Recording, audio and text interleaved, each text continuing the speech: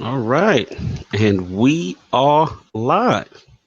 Welcome to the Iron Lords podcast, episode number 59. And it's another glorious Sunday, and we are back at the round table on the Lord's Day.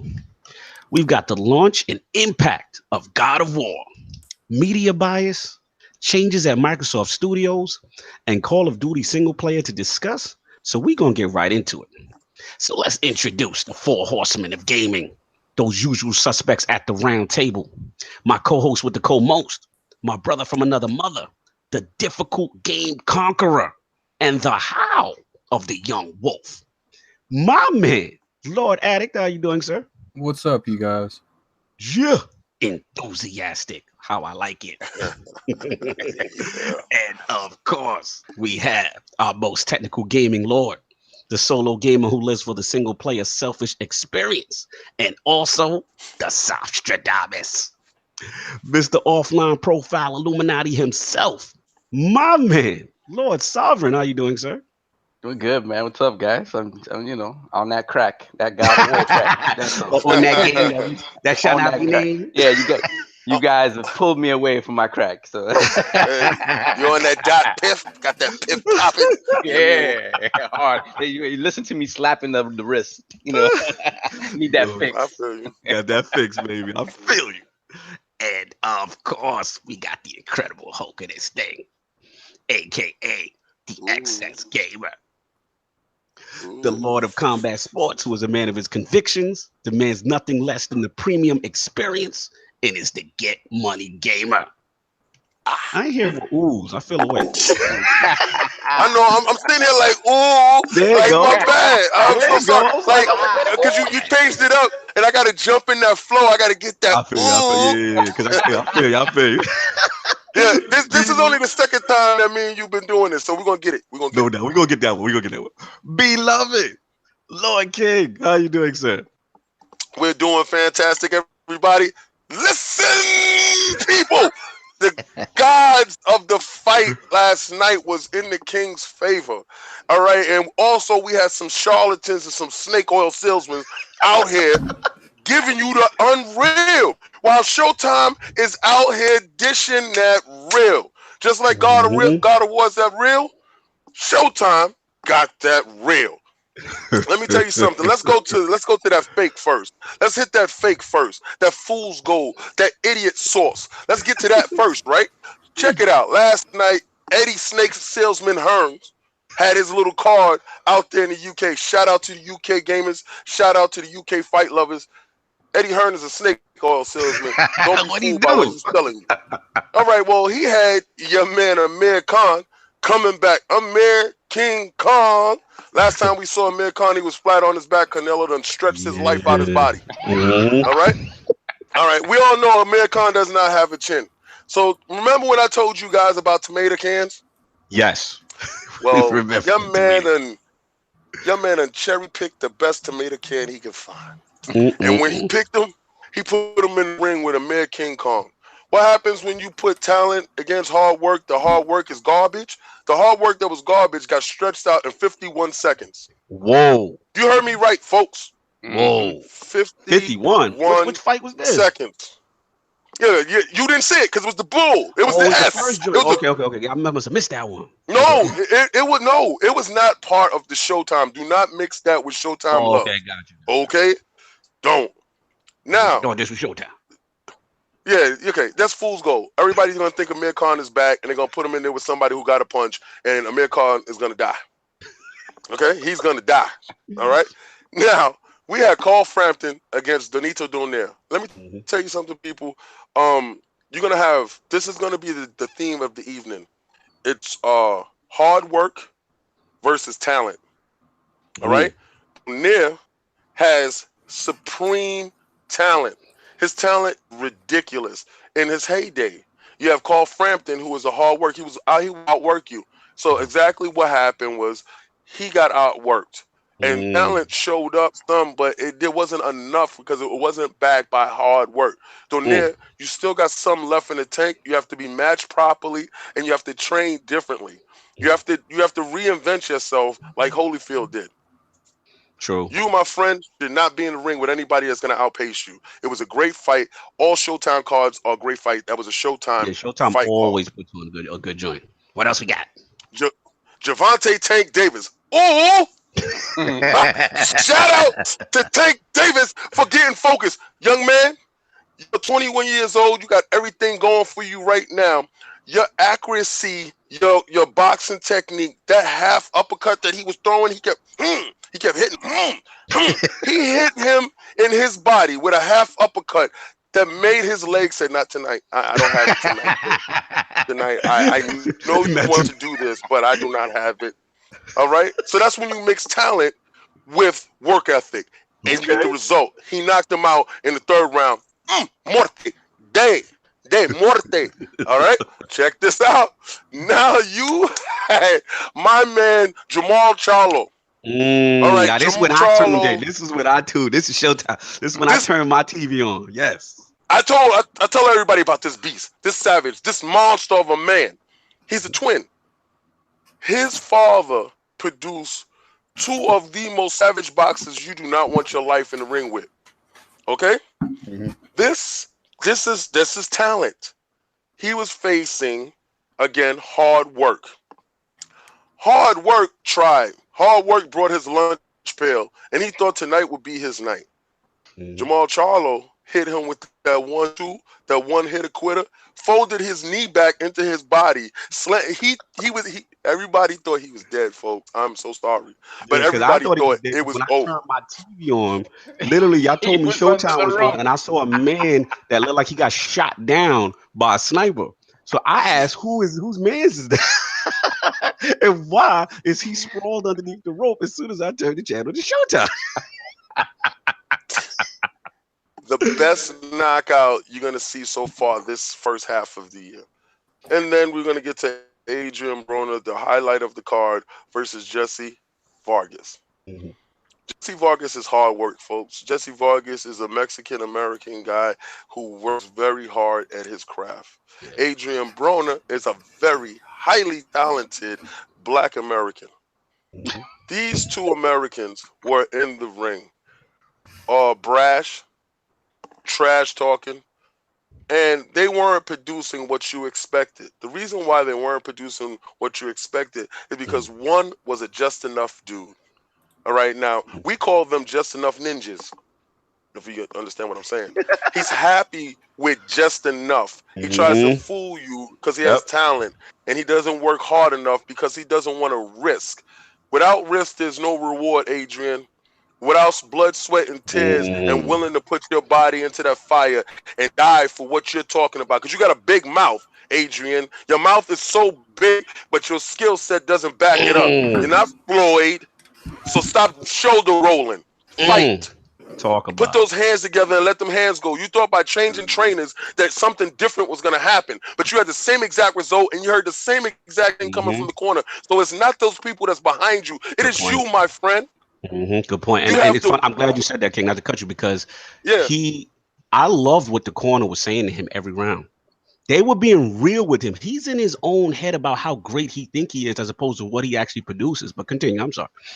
Yeah, no. We was talking about it yesterday. You were part of the conversation going back and forth, and you saw it. What he tried to do was fool you. When he heard that bell, we call them 10-second suckers. All right? when I used to fight, you got 10-second suckers, and they hear that bell, and they know in 10 seconds their butt will be saved because they'll be able to go sit down in the corner. Yep. So they throw the hardest. 10 seconds. Bell ring. That's the most action. And then when the fight, when the bell starts again, they come out the first middle of the round and they don't give you exactly what they just left you with. Exactly. So they fool you into thinking that it's going to be something else. I scored it a draw as well. I had Jesse Vargas with his great talent, with his great hard work, winning the first 6 rounds. Yeah. But then talent showed up in Adrian Broner. If Adrian Broner would have worked harder in the beginning of the fight, exactly. Yeah, it would have closed. It's exactly what you said. And that's my problem with him. Like, he's so talented, but it's just like you said, King. He just doesn't work hard. And if he came on late, and it's like if you'd have put this same energy in the first 6, it would have been a no doubter. Like, I know why he doesn't do it, because the first 6 rounds, that person is very dangerous and they're viable. And he's afraid.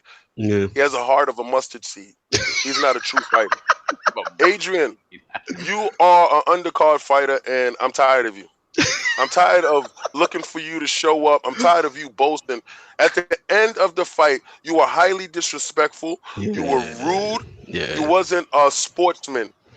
Facts. You, my friend, are what the worst of all of us ninjas. You are the worst that we have to offer.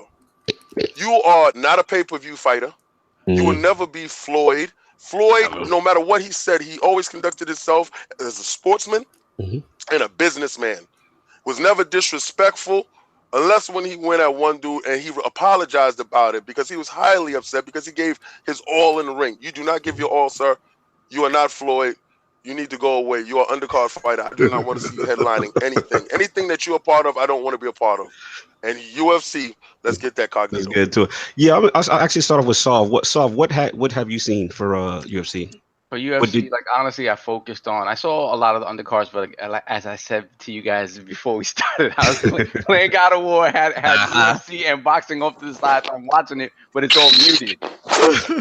When I'm paying attention to the stuff on the side, I'm like, all right, I'm checking out these fights. So I paid attention really to Edgar versus Cub Swanson and Barbosa versus Lee. The two main fights on the cards. That's what I really paid attention to. So what was your assessment of both? Well, Edgar, Edgar after losing to Brian Ortega, a guy who just his physical attributes just kind of overtook Edgar. The guy's young, the guy's talented, the guy's strong. He's just physically too much for Frankie Edgar. But Cub Swanson is a guy that Frankie tapped out before. So and Cub is a great fighter. Cub is a great fighter. Great fighters. Absolutely. But it goes to show you that Frankie, despite being in the game for a long time, can still perform at that high level.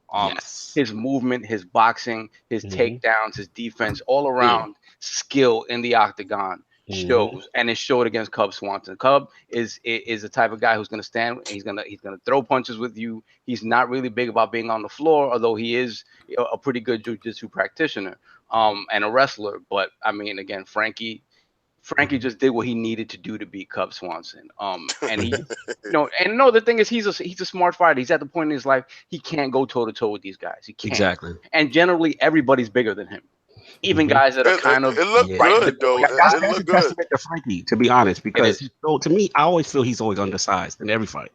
And his skill level is so much, and he's so busy, and he's so accurate. Like, it's such a testament. I mean, he just did a quick turnaround against Ortega, so everybody was questioning, like, "Yo, what are you doing? You just got stretched, and then you came back up here with Cub." And he worked Cub, and Cub. What pissed me off about the fight is like Cub didn't want it. Like, your Cub is usually a lot more aggressive. I'm like, you acting like you fighting this superimposing fighter, and I'm like, don't disrespect the Frankie, like. I was very disappointed with Cub. I'm gonna be real with you because I like Cub and I know what he's capable of. So to see him so tentative and not getting off, people know when you in there with that dude that's gonna do that thing. Cub is a beast, though. Cub is a beast, and the first fight was competitive until when Frankie took him down. Like, Frankie has the ability to ground and pound you to death if he takes you down. He's a great wrestler, and he got his back and choked him out. But I mean, Cub it was a very competitive fight. It just him out the chain though. Yeah. Shout out to the man with that chain though. I forgot his name, young boy. I know you're talking. I love him. I'm about the new Rampage. He is the new Rampage. About him. For real, he is so get busy. Yeah, he get busy. I just found out about him myself. I gotta look into him. But yeah, shout out to him. I know he dabbed after his win. It was kind of funny. He did his thing. Let's go breeze through real quick so we get into it. Shout out to obviously he was in Jersey last night, not too far from where I'm at. So shout out to Jersey Jim Miller, but boy Dan Hooker, oh my Lord, this man, the best knee I've ever seen. It was so perfectly timed. Slumped this boy, put him to sleep. Oh my Lord, I felt bad for Jim Miller, man. That was just a perfect knee. Dan Hooker, watch out for him. He's on the rise. Same thing what you saw with Edgar versus Cub. You know what I'm saying? Frankie's back. He's back in the mix. We'll see what happens with him. But I got to talk about that main event, y'all. Okay. That's the main event. Kevin Lee versus Edson Barbosa. Barbosa both coming off of losses. Kevin Lee to Ferguson. You know what I'm saying? Now, he had the staph infection with that one.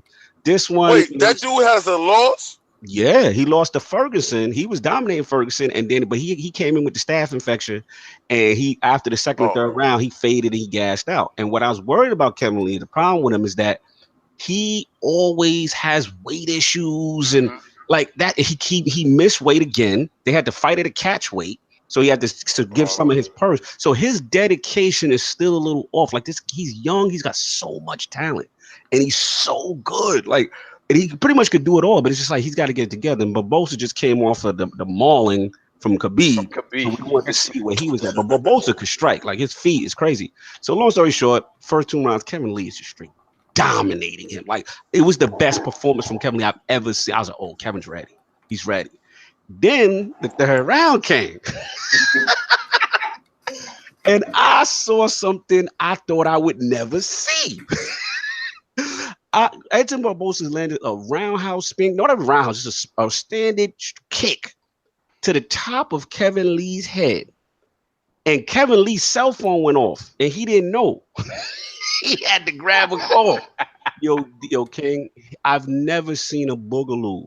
I've never seen a stinky leg. Let me tell you guys, because he's not telling you how it was going. All right. Dude who's Lee? Lee is the dude that took the wiggle for the body, right? Yeah. Okay, now Lee was out there giving everything that he had to offer, everything that he advertised that dude with.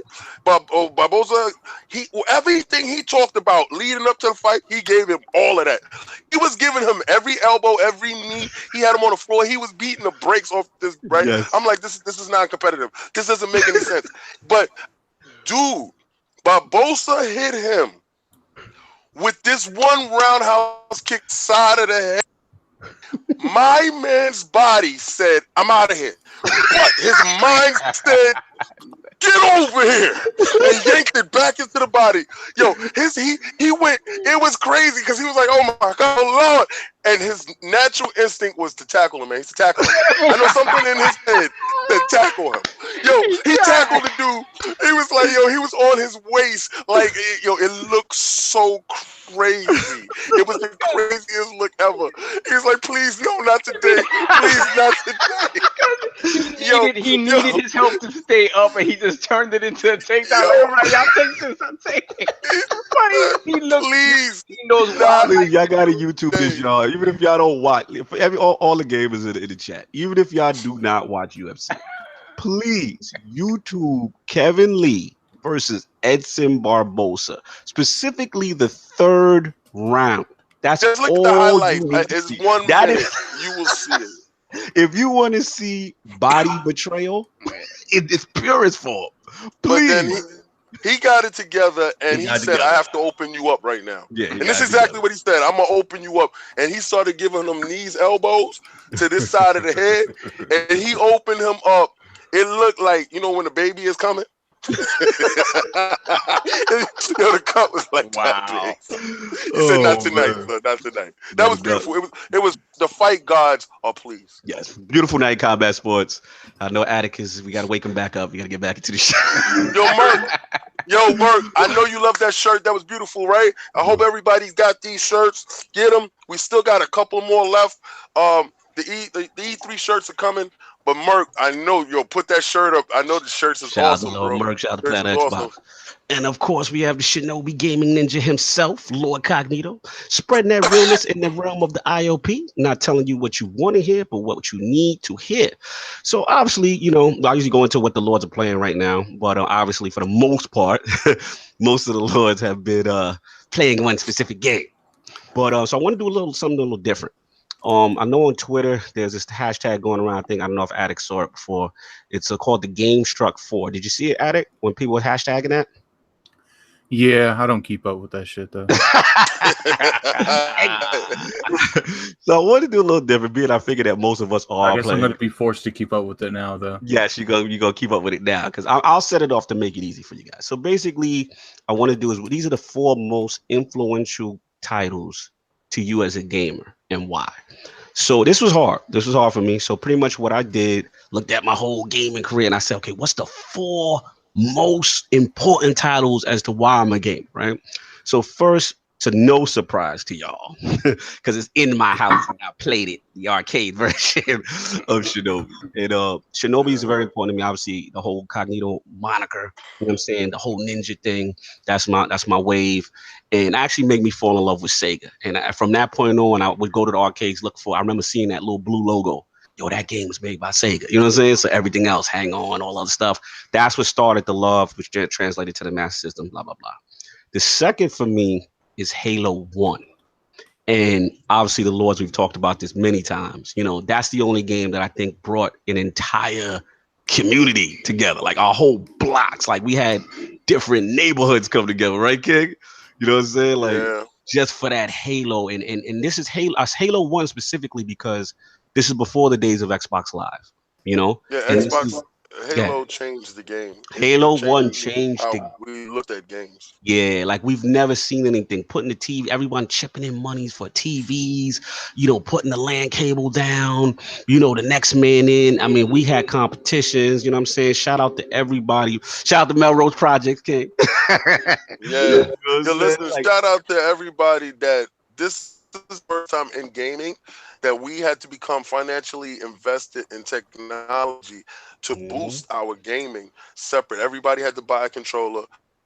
We had to have 4 Xbox presents. Shout out to Lord Cognito for having the technology savvy that he knew which Ethernet cords that we needed to reduce the latency, and he knew everything.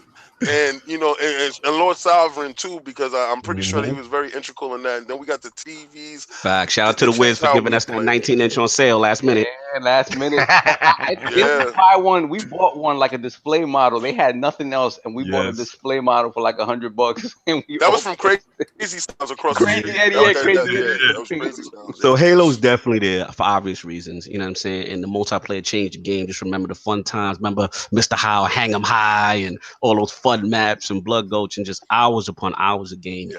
So Halo's always gonna have a place in my heart. The third one for me, it was hard because I knew Tekken had to be in there, but which one?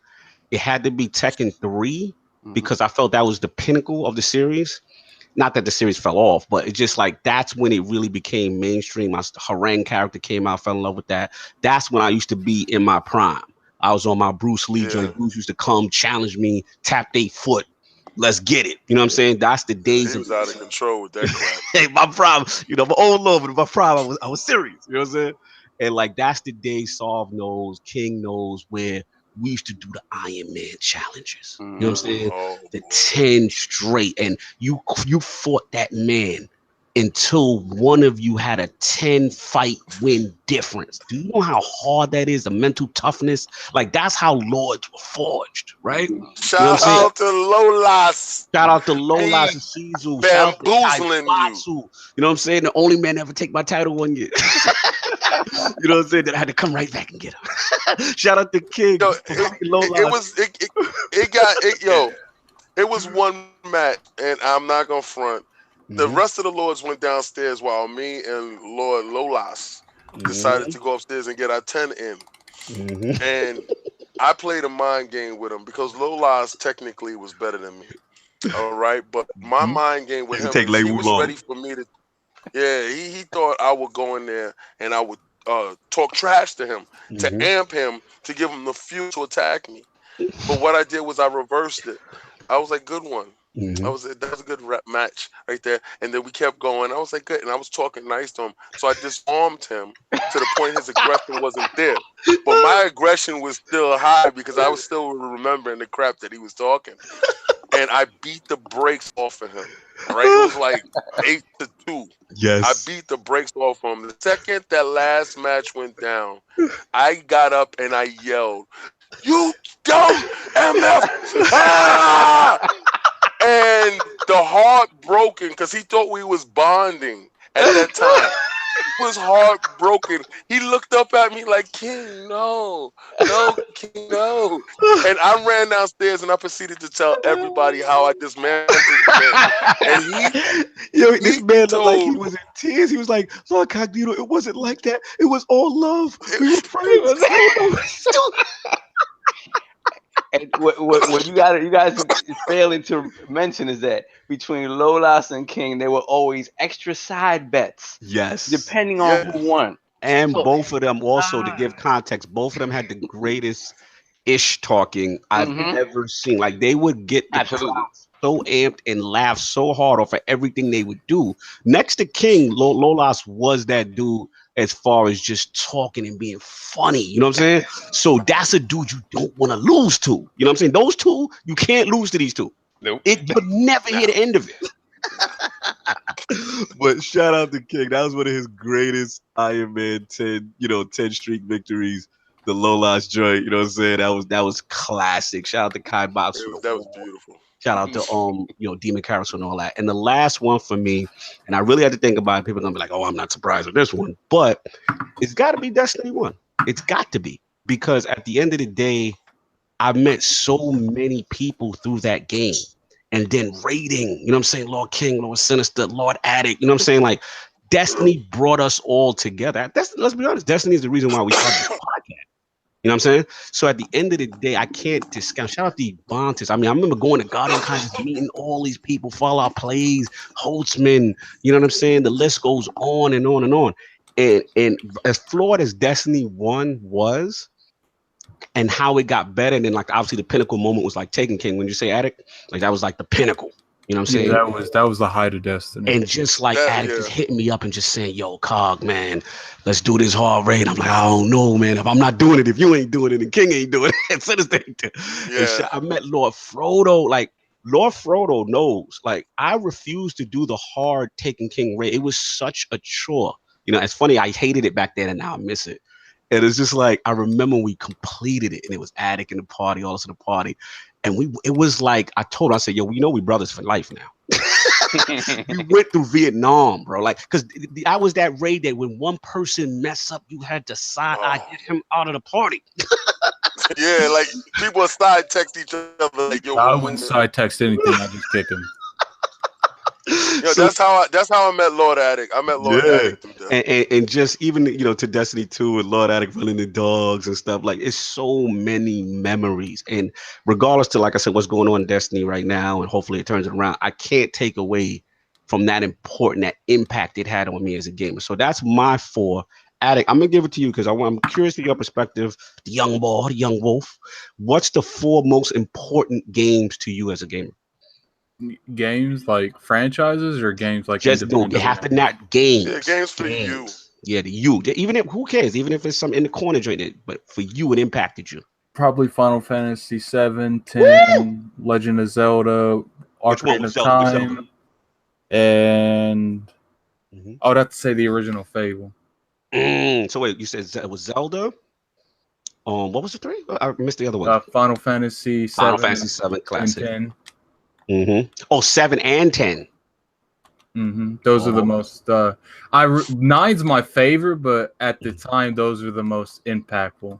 Oh, for you, no doubt. And what was the 4th one? Because you went so fast.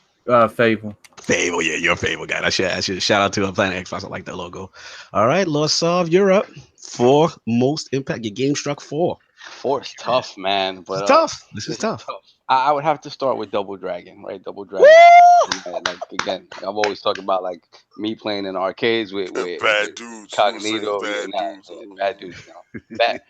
The memories. I was so jealous when you got that for free with the Master System solve. I remember because I got my Master System early and you got it late, and they started doing some packing deal with Double Dragon. I was tight. Double Dragon before it was in the stores, man. Like that's what made me a Sega kid. That's I had a choice, and when I saw that, I was like, nah, I'm going with the Sega, and that was that. So I mean, all the times playing in the arcade with Cognito and the rest of my schoolmates, and then just having it in the house, being able to play with my brother, like Double Dragon's got to be one of them.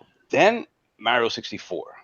I loved Mario on the SNES. But I was never great at platformers, so that was Kaibatsu's lane. So like I loved it, but it frustrated me to a certain point. When it brought it into 3D, it was more for me. Like I got it at that point. I was like, oh, okay, I get this. Like for whatever reason, I gravitated more to it. And it was just a revelation of a game. Same with Ocarina of Time. Ocarina of Time, like has to be my 3rd one because Yeah, it took the Zelda formula and it put it into 3D in a way that immersed you like never before. Like the way I sort of feel about God of War right now is what Ocarina did for me back then. I was like, wow, man, they really like God of War is derivative, right? But it polishes up a lot of those core concepts. Right. And then the last one has to be Halo 1. And I'm leaving out Tekken, because I don't play fighting games as much anymore. But that was definitely a formative game, especially 3, just like you. But it would have to be Halo 1. No doubt. Halo 1 to this day, you play Halo 1 on Heroic to this day, it's probably some of the best enemy AI you're gonna find in a game in terms of reacting to specific situations, how they would duck behind cover, how they would flank you. Like even later games in the series don't do it as well. Like it was something about that game that really, and then you're playing the game, you're loving it, and then when you go down into the library and you face the flood for the first time, you're like, what is this? What is this? The game changed it on its head at that point, right? Yeah, it was. Yeah, Halo was legendary. Yeah, it was the definition of a killer app. Like it sold Xboxes, that game. No doubt, no doubt. Lord King, I'm very curious. I am so curious with your choices. What is your 4 It's gonna be Amazon. And I'm curious because after you say your 4, I want to test you with something. Continue. All right. Well, my first one is gonna have to be Street Fighter 2. I played all the Street Fighters, and Street Fighter 2 is the only game that I purchased on every platform that I was able to purchase it on. For my simple love of that game and what it meant. Like, I seen a guy actually get stabbed in front of me because he was cheesing. Wow. It was real. Yo, the dude told him. We was remember when I was working as a director in a community center over there on 116. It was so real. The dude put his quarter up and they was fighting, and he lost, and he looked at the guy and said, "Yo, stop cheesing me, bro. Remember, you'll be able to punch over the dude and you duck down and you toss him." Right? So he had Ken. I'll never forget it to this day. He had Ken. He looked over at the dude and said, "Don't cheese me again. Stop cheesing me, bro." And the dude cheesed him again. He proceeded to pull out a pocket knife and poked the brakes off this dude. Yeah, I remember and ran out the store. Yeah, dude, and I was like, I said, this is crazy. This is what this game it's stabbing people. They like, for real. And I'm sitting there in shock, like, wow. Street Fighter is a good choice for you too, for another reason, only because me and you got history, and you brought the port for Super NES for the first time, and I brought my idiot friend over who you wanted to punch in the face, who was trying to say that it wasn't arcade perfect, and nobody was trying to hear that at that time. So yeah, Street Fighter for you, very important. Yeah, I just paid $150 for my cartridge, my Super NES cartridge on Elizabeth Street and Canal, and Lord Cognito brought his ponytail wearing friend over to my community center, and his ponytail wearing friend had the nerve. I think that's where my hate of ponytails have originated. I hate ponytails. And this guy he's gonna stand on the side with his arms folded and go, "Yeah, but it's not arcade perfect." I looked over at Cognito and said, "Get him out of here. He's no longer safe in here. His parlay is not no longer good." I have to get him out of there, y'all. I will get this dude jump so fast in a heartbeat. Finish him. Oh man! So that was Street Fighter's 1. But give me 3 more. Come on. The second one has to be Halo 1. Woo! That's when I lost relationships over Halo 1. Because y'all know my ex-girlfriends would say there's no way in hell that y'all playing video games for 14 hours. Halo, baby. And I'm like, yeah, I don't know. They thought girls was over there serving us in your house with drinks or something. I don't know what they thought.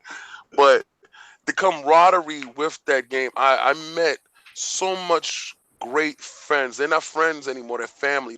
I'm done with Sam. He just says at E3 putting his hair in a ponytail just to annoy you. Well, he can do that. He can do that all he wants. He won't ride in the cars with us. Don't you put that ponytail on, you will not be in the car with us. All right, I'm letting you know that right now. Okay, yo, Sam, I'm gonna give you some Street Fighter 2 box art when you put it in the ponytail. Don't do that. Do not do that ponytail. I'm gonna tell you right now. You will not be in the vehicles with us. You be riding El Caminos out there in California. Continue. My next game, and it's gonna probably be like y'all be like, oh, shut up. Breath of the Wild. I finished. Well, I played almost every Zelda that there was. You got Breath of the But Wild. Oh, Breath wow. of the Wild, it became part of my DNA, my blood or something. It got to the point where I was checking in over 21 amiibos every 12 hours. I sat there like my kids thought I was crazy. I had a table right next to me with every amiibo. Yo, and I would scan them in like clockwork every 12 hours to get the No, you didn't do it every 12 hours just so you could get the advantage. Every 12 hours, I would check, and it would be like, it's not ready yet. And I would put him to the side. I'm done with you. That he's not ready yet. He got to the point where he didn't know which amiibo he used, so he had to double check. That's right. A couple minutes later. So I had them in sections. That, this one was done and this one wasn't done. And it got to the point where I would come in and I would have to do it. I would but the game was so much fun.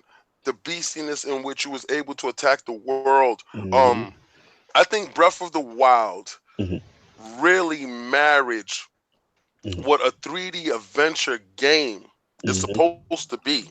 The fun, the playability, the story. The story drug you in. It's probably the only game that I will give a perfect 10 if I would have to give a 10 to a game. I will give that game a perfect 10. And yes, it was Game of the Year whenever it was released. That was the only game that you should have played that year. My last game will have to be Fight Night. I was just about to say, because I was like, if you don't have a boxing game in your top 4, I'm gonna have an issue with you. The reason why is, and I'm gonna tell you, I've played every boxing game that there was from Mike Tyson, Amigo, right? All the way up to Legends, all the way through from what it was, that Ring King, pat, pat, pat, and the afros will blow up. Yeah. But it came together on that first Fight Night, and we saw Roy Jones. I remember I looked at Cognito and said, they are here. They're here. That was the pinnacle of graphics for us. Yeah. Remember we met him? Yes. Who's the Tanada or whatever? He curved you. Yeah, he curved me. Because he gave Lil Cognito the number. Yo, call me. Yo, we're gonna do this. The games. Man, we were such a fan of that dude. I fanboyed out for that dude because he put my heroes in the flesh and represented them properly. So that's my last game. I know probably for some of y'all guys, y'all like, oh, shut up, King. But we understand it. Yeah. For me, it gave you the feeling like when you hit a dude and the hearing went, and the blurry, and the knockout is about to happen. Remember that was the punching system where you had to actually use the analog in those motions, right? And you punched uppercut. It was they need a fight now. I'm surprised the series went away. They need to come back. Or Floyd doing something? What's going on?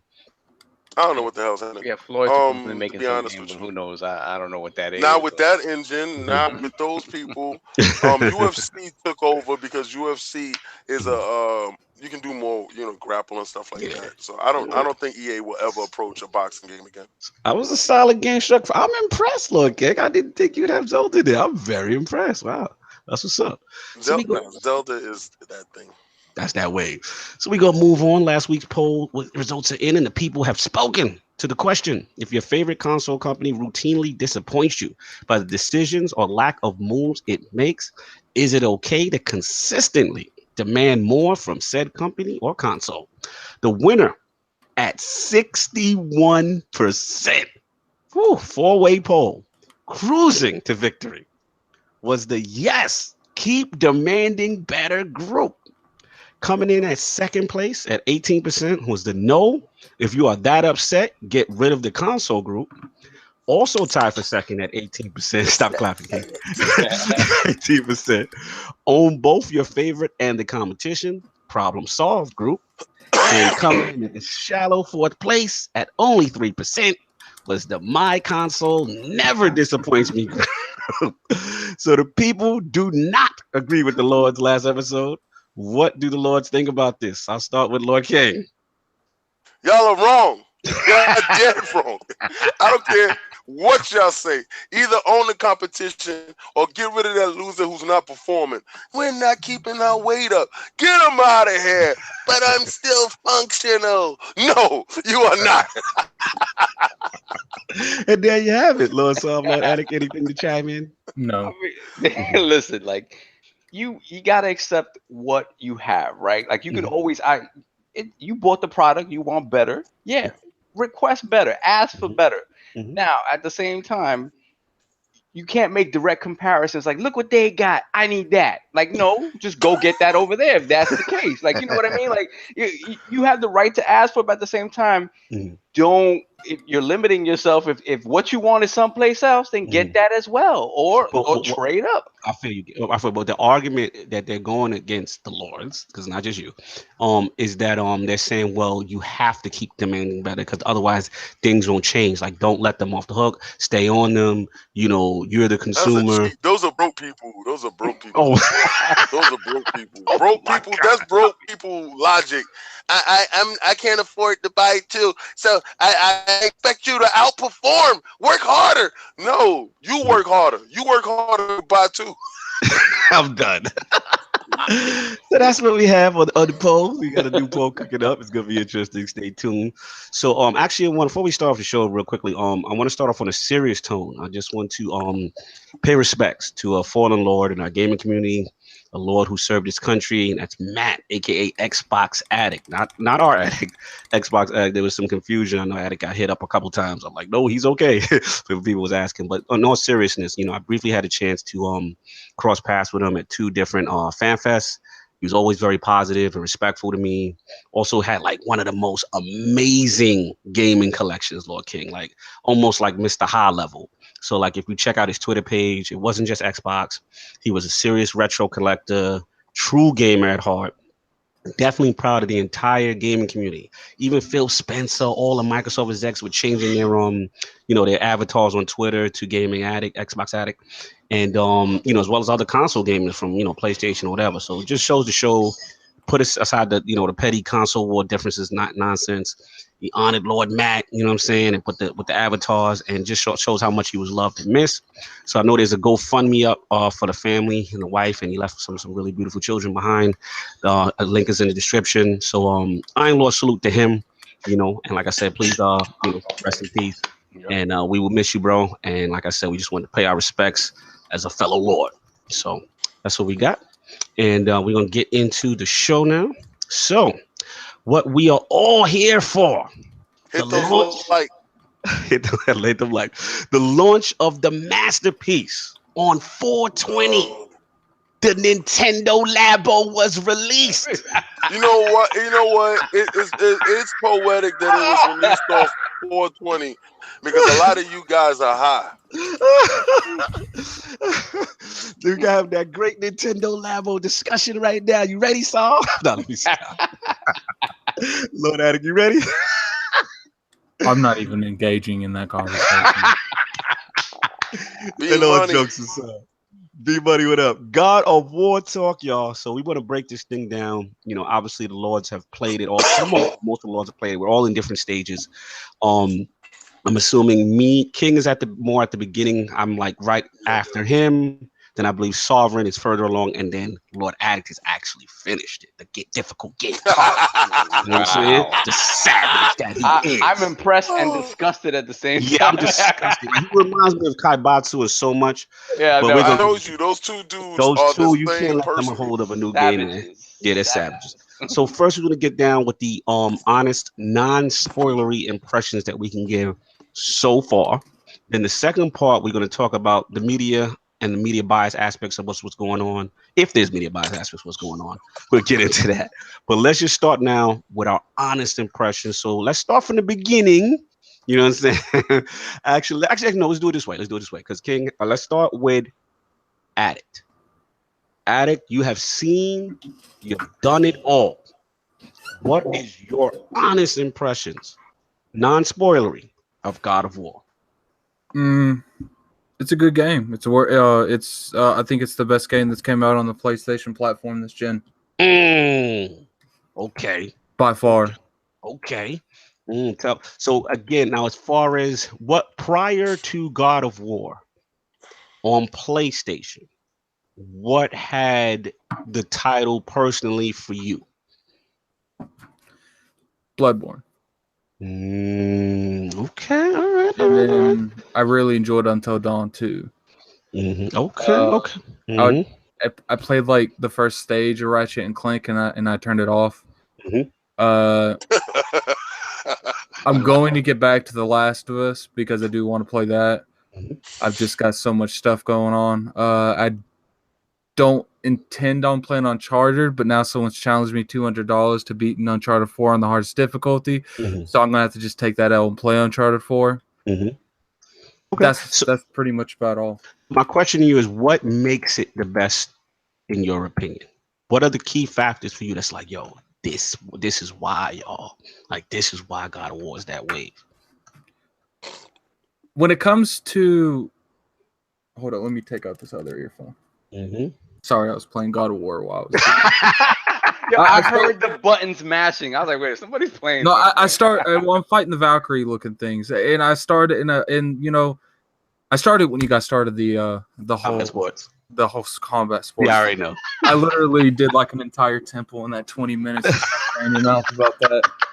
But when it comes to everyone in this chat, you see me on Planet Xbox, you see me on ILP.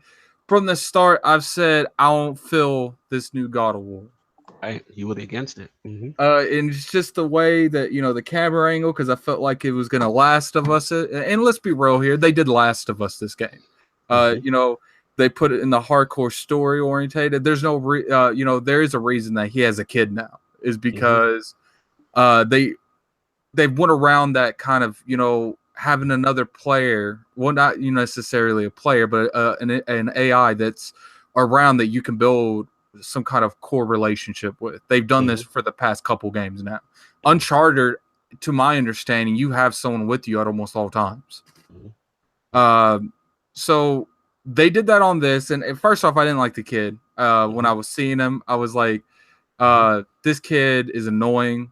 He's going to be very frustrating. I'm not trying to have another Ashley moment from Resident Evil 4. Played the game, is nothing like that. They have a good balance.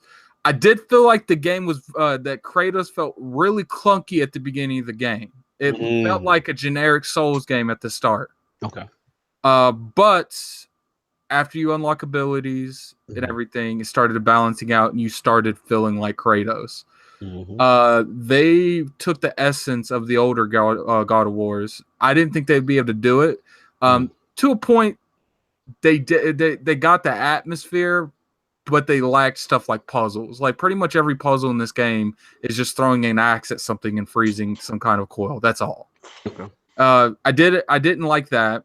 I didn't like the fact that the troll that they literally showed you at E3, you fight that thing like 15 times. I brought that up on Twitter. I got harassed. Slow down on the floor, because I got a separate segment for that. So I just want you to focus on the positive. I just want you to focus on why it's what it is. It's amazing. When I played it, I was like, I don't understand how, we'll go into the whole puzzle mechanics and stuff. Yep.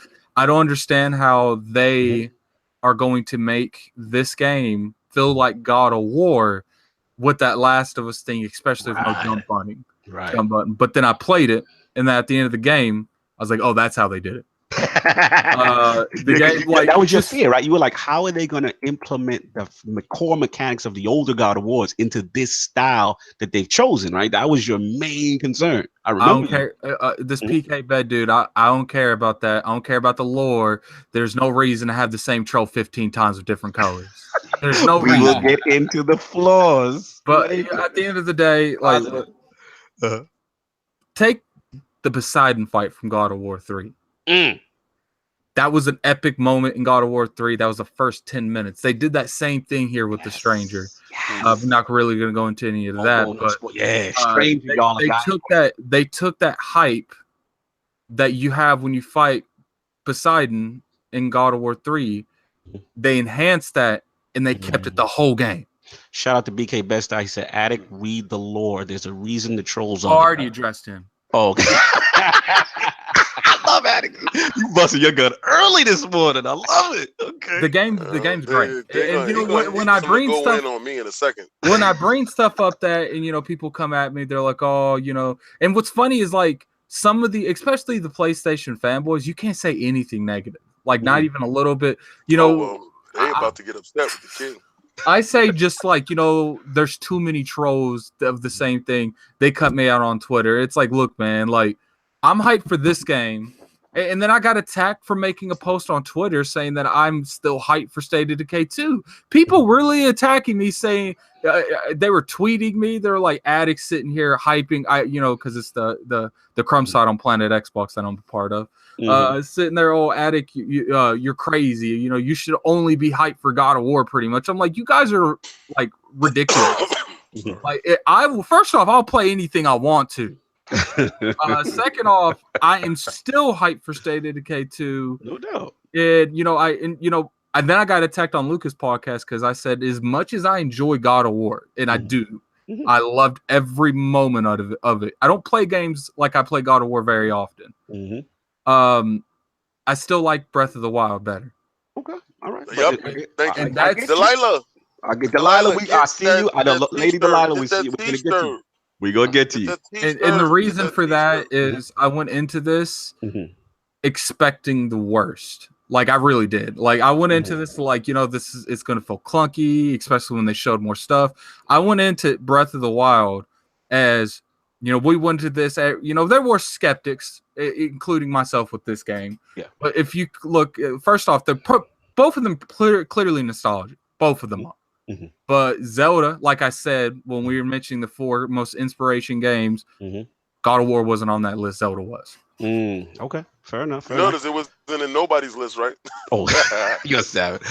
Lord Saul, you are up next. I need your opinion. First of all, how far are you, and what are your impressions of it so far? I can't really tell how far I am because the game seems like it's huge, but how many hours? Let's just say, like, how many hours do you think about? I don't think they tell you, to be honest with you. I know. I mean, I've been playing since basically Wednesday, but I try to get all the side stuff that I can. Right. So you're playing it like me, where you're really being very intricate with collectibles and trying to find the different, hack silvers and hack silvers, and like you have like there's some like birds and stuff, like collectible stuff, all and stuff off to the side that you don't have to do. And then stuff that's probably too difficult early on in the game that you'll find out real quick to leave alone and can't come back to. But I'm at the point where I've seen like a couple of ish moments that tell you, okay, this game is much bigger than what I assumed it was going to be. You know how like when you watch movie trailers and you hear the movie trailer guy like an epic story in a world where this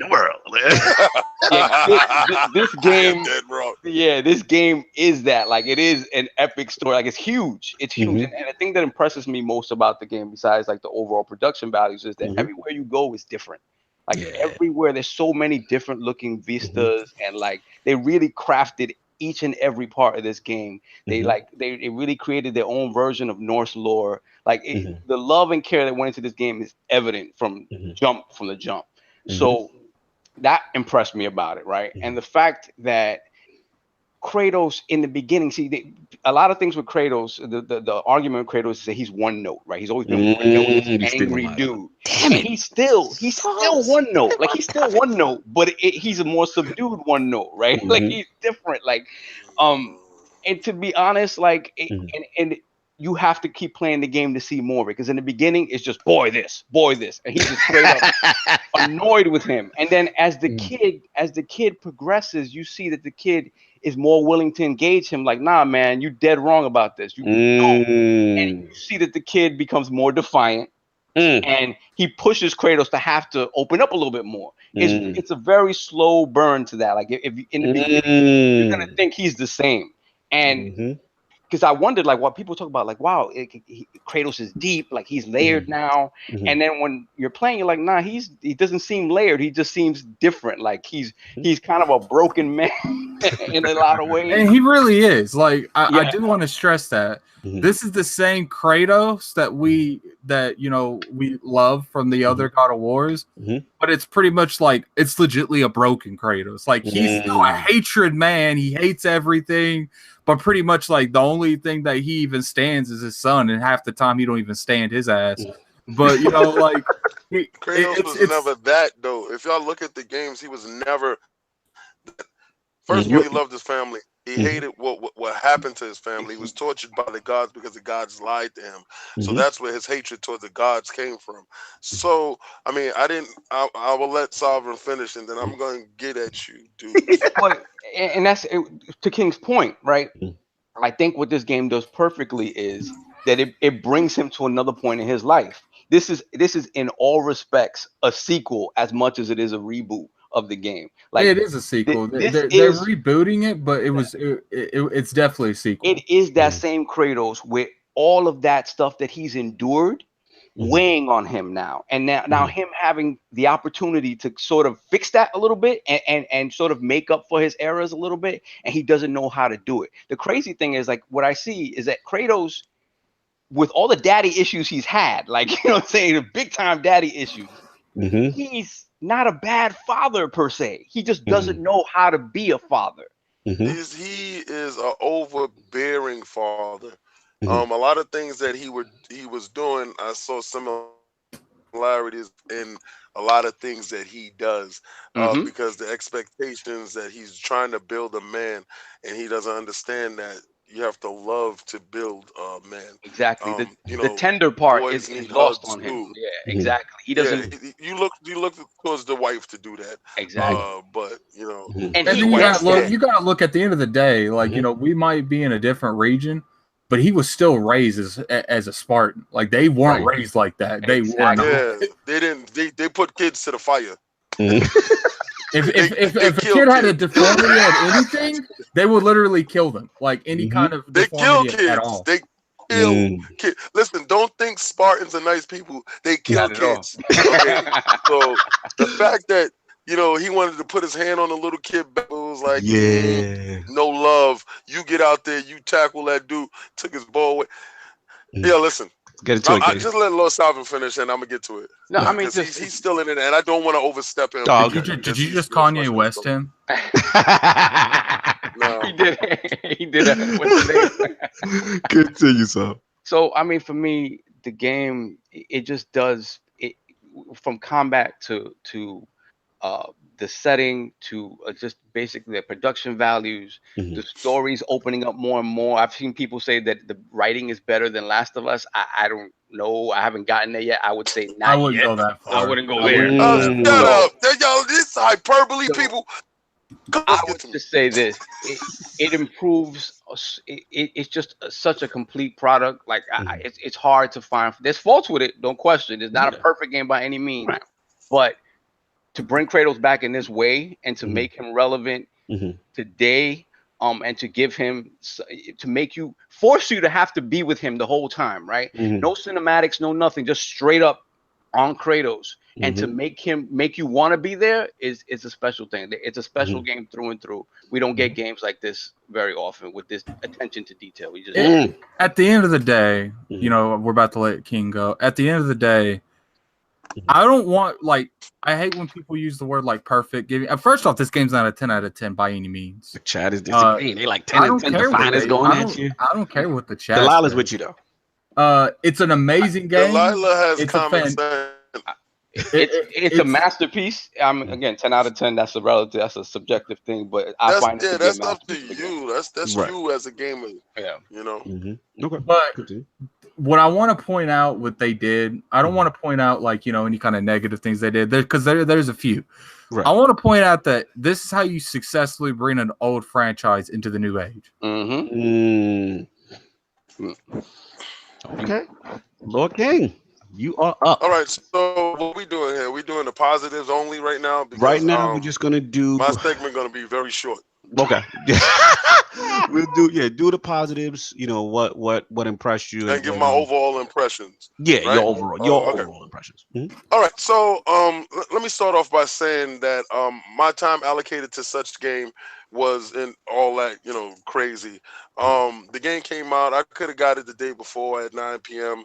like everybody else, but I work at night and I really didn't care to get up and get it like that. I waited till they opened in the morning and I picked up the game. And when I picked up the game, I went and I threw it inside my system. And again, PlayStation with the slow loading crap, I had to wait for that, right? So I put it in. And I was just like, all right, you load up. And I got on PUBG with Death. And me and Death was just like going at it. And we had such a good time. And then I met like 10 other people and started this whole new aggressive click in PUBG. Them remembered that, God of War loaded in. Let me start playing that. God. Oh my God. Tell you that I was like, yo, get to the part where you threw on God of War, please. Listen, so Death was like, yo, go have fun. I'm like, all right, cool. So I ran over there and he didn't want to do this. No, I really didn't. So I turned on my PlayStation and then I went to play and my battery was low. Now, mind you, I charged this controller. I said, man, I got to sit here and let this controller charge. Well, give me some more PUBG time. So I put the controller to charge and I went and played PUBG. Are we ever going to get to when you actually... Yeah, we're going to get to it, but I got to give you my joy. I got to give you my joy. Right? So I feel like the conversation up to it's going to be longer than the actual conversation about it. Yeah, you told me to give you the good part, right? I'm giving it to you. So PUBG is better than God of War. We got that. I went to sleep. And then I got up and I said, let me play this God of War. Get it. So this is like 5 hours later. We want to be fair. Like it's a whole next day later. Wow. So now we got to the part where we threw it on. Yeah, I threw it on, and I'm like, ooh, look nice. Ooh. Graphics. Yeah, I seen this in Zero Horizon Dawn. All right. I'm waiting for this new graphic kick in the door and attack me, right? So I was like, okay. I like the atmosphere. Looks nice. The detail on Kratos looks nice. I said, ooh, he's throwing the axe. He got Ybarra, because that's Thor's axe. If y'all don't know, Thor has an axe that does that. All right. And then the bull thing, and it became very evident early. As soon as I picked up the controller, this wasn't God of War. It became very evident, but we're talking about positives. So I'm going to keep it on a positive because I'm going to go in on you 10 lovers. You guys that you have other games that are really like higher scores and 10s. But it's a very, very damn good game. Is it God of War? I don't really think so, but I'm keep going to positives. The musical score, fantastic. The 4K, I'm not gonna say checkerboard now. I'm not gonna do that to you. The 4K looks very good. Very sharp. He's very the controls on him is very tight. He's not as clunky as I thought he would be with the over-the-shoulder view. The use of the little boy, he's very integral, like Addict said. The little boy actually is useful. Yeah, almost like a distraction in certain places too. Actually, a lot of times that little kid is more useful than Kratos. I killed entire groups of enemies with just him. Wow, he's really kind of busted because he has as many arrows as you want, and once you level him up, he's a beast. That was my thought in that, because I noticed that he had 3 arrows in his quiver, but he never stopped unloading. But again, we're gonna talk about the positives, right? So the game looks good. It plays tight. It sounds great. I'm heavy on sound. Yeah. So the sound of the game is God of War. If you can really take one aspect of that game and say, does it fall all the way back? And I want y'all to hit those likes because I see 44 and I only got 23. Please like this. The sound, they captured that sound of God of War. God of War sound was as big as its gameplay and graphics. So do I believe that the sound so far is outpacing the rest of the game? Yes. Is it true to form? Yes. Mhm. The graphics is very high up there. Mhm. Is it Yeah, are I you don't gonna say think it's it's the the best pinnacle of the looking game at PlayStation? all. Yeah, Let's get to it, because y'all got me on the tip of my tongue wanting to explode on certain stuff. So, all right, let me get to my segment if King is finished, and then I'm gonna let y'all. Yeah, I just gave you all the positives I got for it, and now I'm gonna rip y'all apart in a second. All right, let me go, because my perspective is different. God of War to me, I'm gonna get killed from my next statement, but I gotta keep it true at the round table. God of War for me is really not, it was always a solid franchise, but it's never been a franchise I really was passionate about. I remember playing a couple of the other games sparingly. I remember buying the Vita one, you know what I mean? And don't get me wrong, it was epic, but it's kind of like what Sovereign said. Well, he was always one note to me. And like he just didn't do it for me. It just, that style of game just didn't do it for me. So when they made the switch and I saw the trailers, and Lord Act was there when we was shout to Lord Whiskey, we watching it, and I'm just like, this is the God of War for me.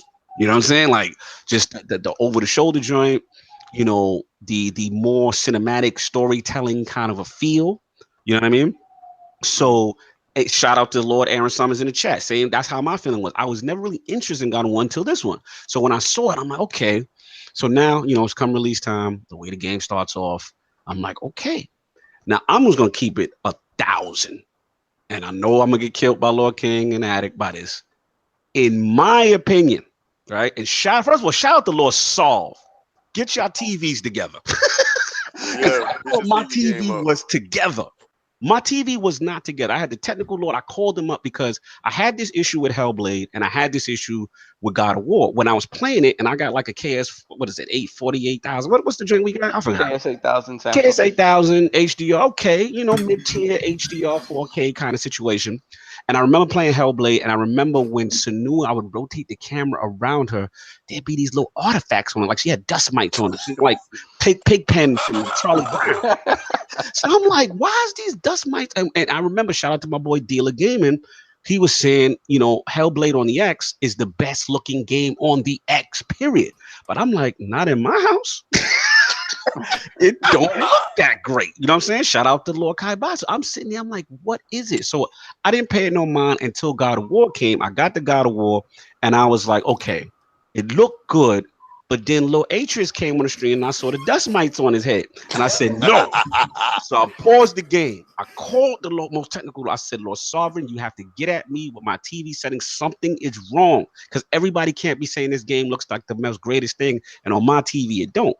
So we went through the settings. Come to find out I had some stupid HDR simulating mode on that should have been off. We got my settings right. Boom. Threw it back on.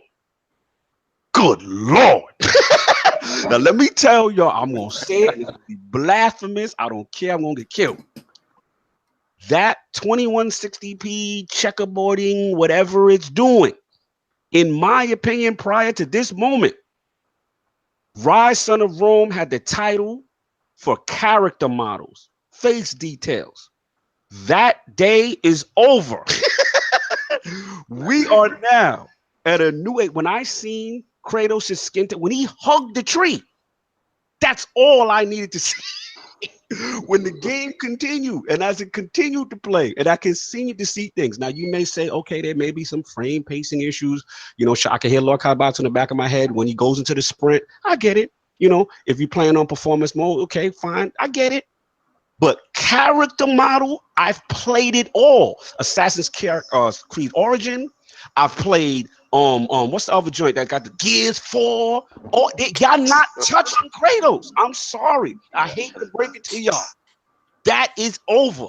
This is the greatest, in my opinion. That is over. This is the greatest. I don't know how they're doing it. It's so great. I'm like, yo, this has got to be full motion. Like, I don't know how they're doing. Shout out to Sony Santa Monica. I just can't believe it. So I'm just going to leave that there. Now, as far as the game itself, I'm not that far. I'm maybe about 5-6 hours in. Okay. All I'm going to say in reference to what I've played so far, if you have not gotten to the stranger in the opening sections of the game.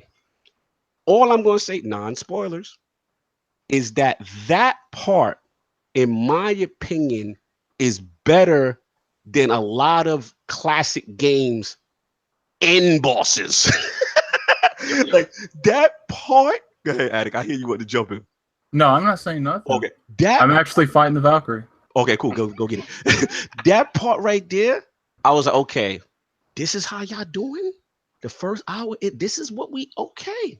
I see the smack in the mouth. So to me, the gauntlet was laid down at that point. I still got a lot to do. I still see certain little, puzzle elements. I hear what y'all saying a lot as far as, the puzzle stuff. I get that, you know what I'm saying? And as I get on, I have to judge it more in its entirety as a Game of the Year candidate. It's too early for me to say any type of hyperbole like that. All I will say is shout out to my man Lord Summers in the chat rapping, the fight with the stranger. But it's like from a graphical standpoint, to me, it's undeniable. The title has been given.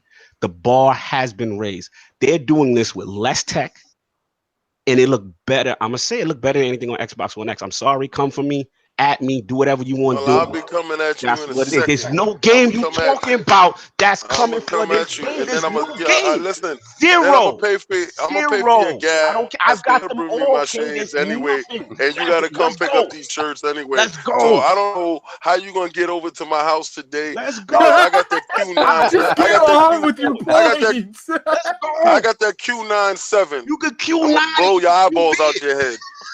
I'm gonna blow your eyeballs out your head, and you're gonna see it, and then you're gonna see something else, and you're gonna be like, yeah, that is kind of true right there, what you said. Nah, I'm not. I'm not. But continue. Now let's get to the floors. Go ahead, King. You up? I've done my read. I'm back. I'm back. The dude that you love to hate. Oh, baby. Now let's go. I'm hearing all this, and you know what? I'm that dude. I didn't like Michael Jordan. I'm gonna give you a background of me. You said that. I'm gonna give you a background of me. All right. I didn't like Michael Jordan. I'm not a Mike Tyson fan. Mm-hmm. I'm not a bandwagon hugger. Facts. So all you dudes out there that to follow that wave, that dude. Oh, he's that dude. I'm not a Steph Curry lover. Facts. All right. But what I do love, I love excellence. So yes, I do love LeBron James, and he gets it in. So I want you to understand a couple of things. I'm a Scottie Pippen fan. I'm a hard work dude. All right. There's other games on that system that are actually they own. That's not God of War. Let's clear that up right there. That's that crap that you're doing. That's Thor. The story of Thor. He's throwing his helmet. The story of Thor. Let's get to the No. We already told you the graphics is fantastic. We already talked about the fantastic graphics. Okay. We already did that already. You got fantastic graphics. I'm going into the floors now. Enough of me being nice, holding your hand. My bad. Boy. Since I had to hear that over 400 times since I booted up the game. Boy, it got annoying. Boy, oh my God. It's not God of War. I know what they did. That game was something else, and they was like, you know what, let's slap God of War on it, and it'll sell. The media bias to this thing, we'll get to that part. But let's get to these geek floors. Let's get to these geek floors. All right? Then I want to say a lot of stuff, but just PG. It's definitely not the story of Thor, but they're coming for it. Yo, listen, no, you don't know who Redbeard Thor is. So you can sit there in Norse mythology, but you're going to talk to the wrong person. So stop it, get out of your feelings, and get into the game. Out of your feelings, into the game. All right? Let me tell you a couple of things where that game could be any other game but God of War, and it would be nice. It would still be nice, but would it rate as high? No, it wouldn't. Would it capture the crowd? No, it wouldn't. It's very cinematic. It's very good to show. It's a very good game to stream. See, what they're doing now is they're going to games where it presents well. That game presents the best on your system. I swear, it's no lie. It presents better than Zero Horizon Dawn. And Zero Horizon Dawn, to me, looks better than that. And I'm going to get funky with you because it's open world from the jizz. I can see a mountain over there, and I can go there. Where that mountain I can do in God of War, where you go from chamber to chamber, room to room. It's hub world. All right, so yeah, I completely agree. Let's keep it 100% funky. You can use all your graphics all in one room. You're in one room. But the You're in one argument room could with be 3 said that- dudes. The argument could the be said most that against dudes you- Rise to the Rome too, though. Let's be real. Let's be Yeah, fair. no, Rise. I'm not sitting there worrying about Rise. We ain't talking about Rise. We're talking about the 10s. We're talking about no this doubt. game that hits Fair rocking 10s. Fair enough. Rise didn't get 10s coming out, but Rise should have got 10s coming out. But we're going to talk about this game that's rocking these numbers. These numbers these are bamboozled numbers. This is fool's gold. Listen, is it an 8.5? Yeah. Is it in some circles a 9? But for you, that person that's been waiting for this, it's a 10 for you. Now, you got fanboys that want to sit there and say, you don't have this game on your system. I have the game on my goddamn system because I got the system. I don't limit myself, so I'm not going to go with the hyperbole. I'm going to give you the 100% real. I just told you, Breath of the Wild on an inferior system is a better game to me. Art-wise, it can't hold a candle to that game. All right? It cannot hold a candle to it. Graphical, not at all. But engagement-wise, you haven't seen. You haven't seen a lot, though. Can you? haven't. No, I haven't. No, I haven't. I haven't seen a lot. I'm telling you that God of War graphically destroys that game. Oh, I'm not telling you that Breath of the Wild. Art direction. I'm talking about the art direction stuff you're saying. Like I played. No. I know it's gonna look beautiful. I purposely. But I'm just talking about the world they crafted, not about how they look necessarily. I'm talking about just the world they crafted, like in terms of like the atmosphere. Right. Exactly. The atmosphere is beautiful. I'm loving the atmosphere. I'm loving the game so far, but the hyperbole I'm not buying into because it's not God of War. I play every last God of War. I play every last God of War from beginning to end. I'd have to cut you. He said God of War right now is a solid 8.5. He's 3 hours in, and he said it hasn't grabbed him like Horizon Zero Dawn did. Wow, this is interesting. Thank you. The beginning is definitely a slow burn. Definitely a slow burn. It's a sleep burn. I went to sleep. It's a sleep burn. I fell asleep with the controller in my hand. And I'm going to keep it funky with you guys. Did you get to the stranger? No, I didn't get. You didn't get to the stranger, so I really can't talk to him. I'm going to get to the stranger, and I'm going to play the game. Okay, I'm going to finish the game. I'm just letting you know that does the game have, it's not God of War. It has flaws. It's a very, I swear I'm not taking nothing away from the PlayStation exclusive. And this is your moment. This is your moment. Stand up there and yell from the top, highest peak. You can do it. But I want you to do this, right? I want you to do this, you little PlayStation buggers. I want you to do this. I want you to do this. Take that, because you're gonna remake that game over again. You're gonna play it again on a PlayStation 5, like they did The Last of Us. You're gonna do it again in HD, whatever, real 4K. That's what they're gonna tell you, real 4K. Oh my God. Put that game on an X. Does it look better? Of course. Yeah, I know. That's what I'm. No, this is for the PlayStation fan. This is for the PlayStation fan. Sit on that. PlayStation buggers. Oh my God. Let's jump in, please, because now we get into the flaws. Say what you're gonna say. Then one thing I have to disagree with. It just seems that King is, in part, criticizing the game for what it's not, and not for the game that's there. Like I'm not. You want me to love it for that, right? No, just like you said, it's not gonna. If it didn't have the God of War name and was the exact same game, does it get 10s? Probably not. It'll get 9s, 9.5s. Maybe it's not getting 10s because it's a brand new whatever. It's a brand new IP. It's not God of War, right? I think part of what brings it to whatever the people consider a 10, whatever masterpiece, is the fact that they were able to take Kratos from one aspect in his life that he was totally different and bring him to another point in his life where he's different, and it makes sense. So you bring this character back to relevance, right? So for me, like, that's where the whole package comes in, right? Like, they were able to take this whole franchise that was something completely different, and in my opinion, move it forward, make it relevant, and still make it what God. To me, he says it's not God of War. Like, as you get further in, not to cut you so best, I said I need this same kind of energy when Crackdown 3 comes out. No, why don't you gonna that same kind of energy? I'm gonna do that same kind of energy a little bit sooner when State of Decay comes out. I want you to have that energy when we got 4 players playing, but you can't get a network going. I want you to have that same kind of energy when we going through the houses and you can't play that. I want you to have that same kind of energy when that game comes out, because right now your energy is high and you're single player in the corner. Can we play with you? Can I join you? No, I cannot. So when you just bring it down a little bit, bro, bring it down. Because right now, you all the way up here in a closet by yourself. I can show you a room that you can play by yourself over there. But when I'm playing with my friends, 4 players, when we getting busy, and you're looking over there with your PlayStation hate, talking about, oh, how's that State of Decay doing? It's doing swell. It's doing swell. It's doing swell. Who is this? Oh, shout out, Rico, the channel. The chat is lit. Yo, shout out BK for starting a fire right now. Look, you guys. I want BK to keep that energy. Yo, BK, keep that energy when you playing alone in the corner. Boy. That's all you can do? Boy. Can I control boy? No. He need to keep the same energy on the co-op, Atreus. That's what he need. Keep that with it. Why there ain't no co-op in it? Why ain't nobody talking about that? Automatically, you slash that. You slash your joint down to a 7 off of the fact that you gotta play by yourself. Cut it out. Get out of here. Oh, our graphics is all hype. You hype because you only got 1 input lag. Get out of here. Done. LordsAtWar, continue. I cut you off. I apologize. So, He derailed me with that funny comment. That was great. Shout out to BK, man. The negatives for me are nitpicks. As good as the graphics. It ain't nitpicks. That's a glaring flaw.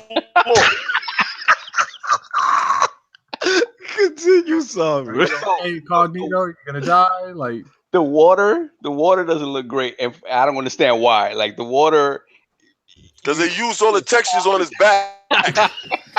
They probably did, especially on this one thing I mentioned to Cognito, right? The game model, when you go into the menu, the model they use in the menu is more ridiculous than the in-game model. Yeah, model. Because there ain't nothing around there. Yo, y'all gotta stop being bamboozled and fooled by these guys. Yo, oh my God, I'm so sick and tired of this bamboozlement with this single player experience. Yo, you know what? Y'all Destiny raid room number 1. We gotta give it as the great, as far as character model, as far as from a single player. This is good. This right here, God of War, the closet. It's the pinnacle of graphics on that. But continue. Yeah, I mean, to me, look. I said the water thing is weird because it doesn't compare to the rest of the game in terms of looks. I agree with Addict with the trolls, because the trolls, I'm gonna be honest, like I cheesed a lot of so far. The ones that I faced, I just cheese them with Atreus and axe throws. Like there's no, unlike some other fights where there's when in doubt, throw the axe. Yeah, exactly. Chuck the axe. Chuck the axe. Tell him, Addict. Tell him. So that with the Hellblade hate. Continue. That to me, they could have been. Those fights could have been more in depth. Because there are other people you fight. And, you know, I will say one thing. There is a time in the game where you go and you think you're about to fight a big dude. You think you're about to do some crazy shit. You get there, it's a troll. You're not even feeling the fact with the lore wise is saying that's why they're supposed to be there. I don't care about anything. Like people sitting there, like people on Planet Xbox. Oh, you fought Minotaurs how many times in God of War? That's 15 years ago. Like, can we not evolve? Like they changed everything about God of War, but the amount of shit. The fact that they have lore around them, the fact that they have the lore around them, and they're each supposed to have like a different type of personality, and the reasons that they're there, and they don't talk. Right, they should have been made. Y'all savage right now. Continue, son.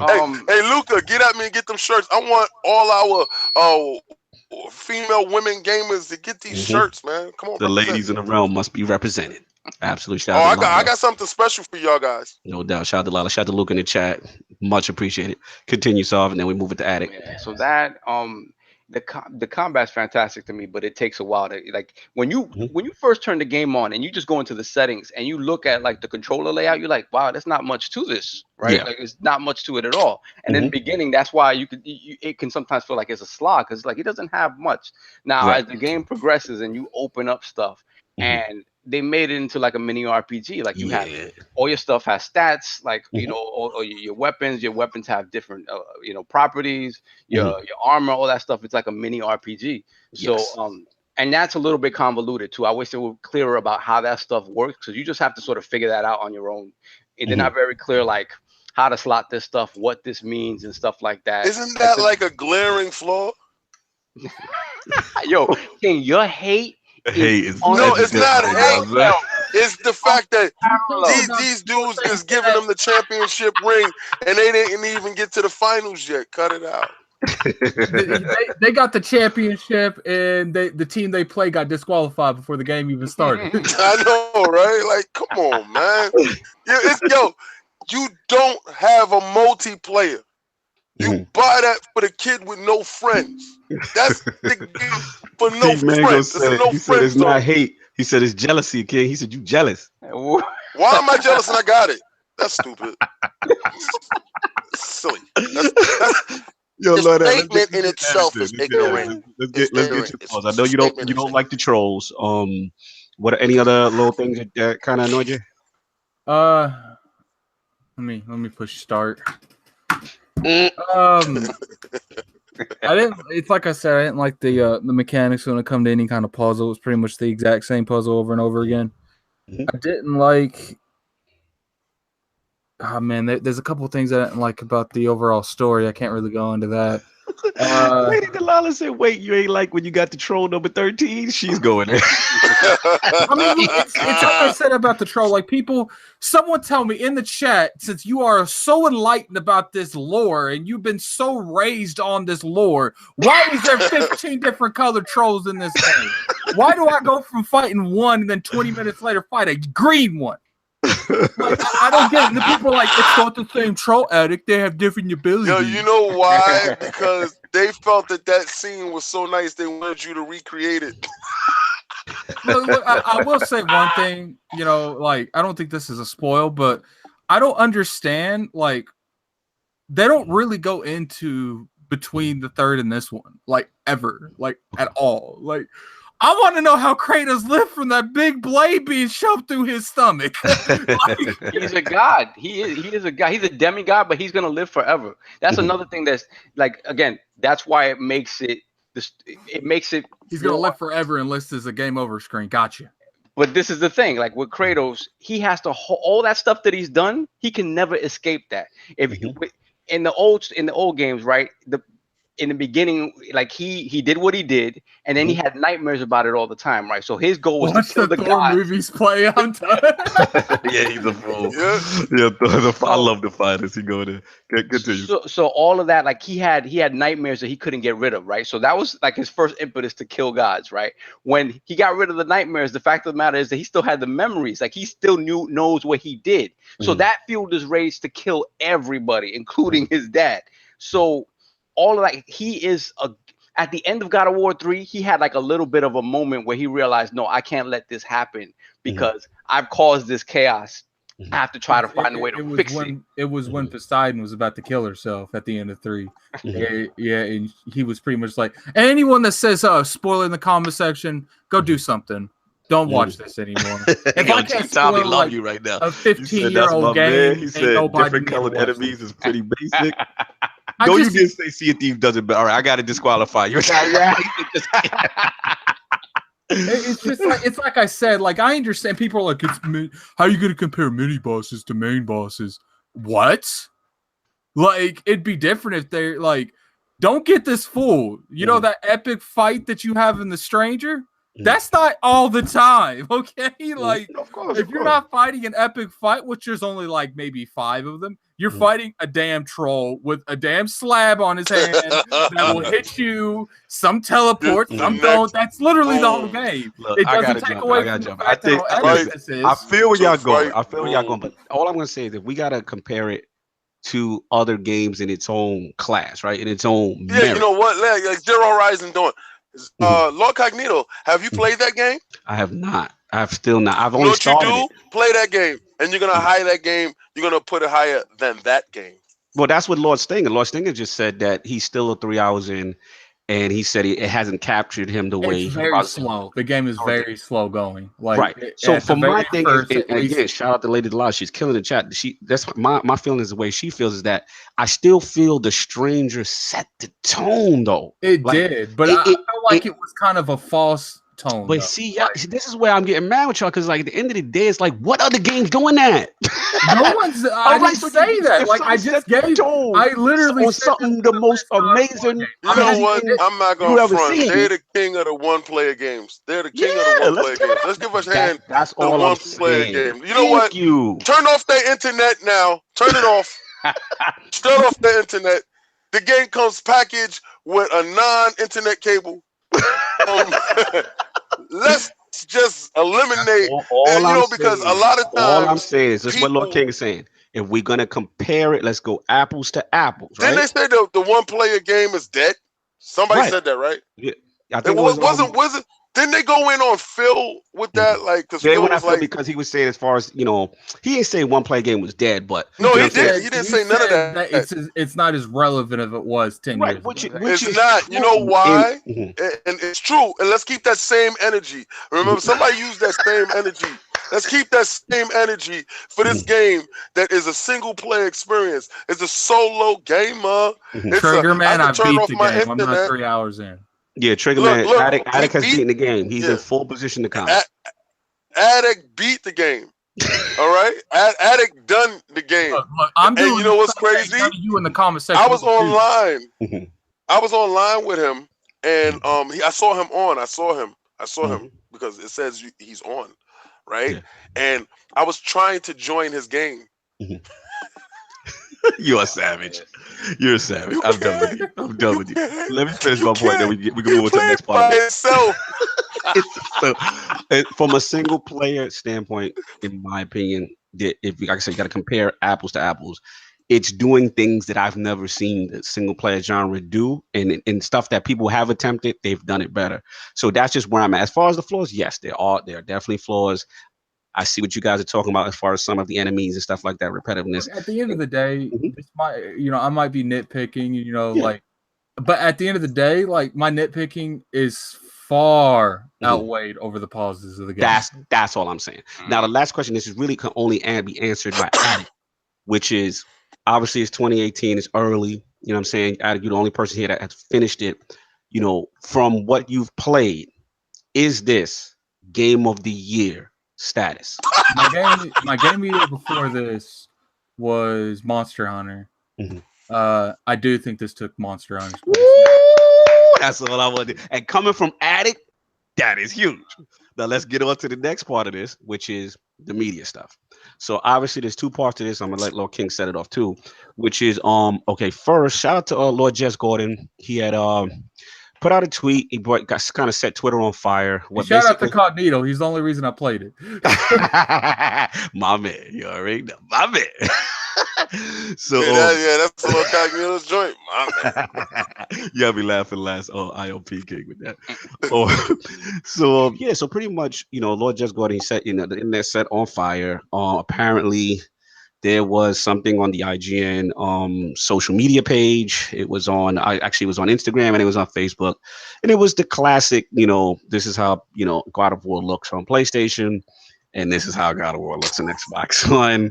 It was a complete troll, kind of stuff. And it was surprising, you know what I'm saying? So Lord Jess Gordon, he put the tweet out and just said, I'm very, upset, kind of disappointed with IGN with this. That set Twitter ablaze. Mike Ybarra got contacted. It just went on and on until it finally got to Ryan McCaffrey and Peter Schneider, who jumped in front of it, and they actually made a formal apology to Xbox, the Xbox fans, the Xbox community, and stuff like that. So I want to bring this to the Lords on two fronts. One, we've seen obviously that thing from the media standpoint. We've seen that actually, and the flip side too is Mike Ybarra just recently.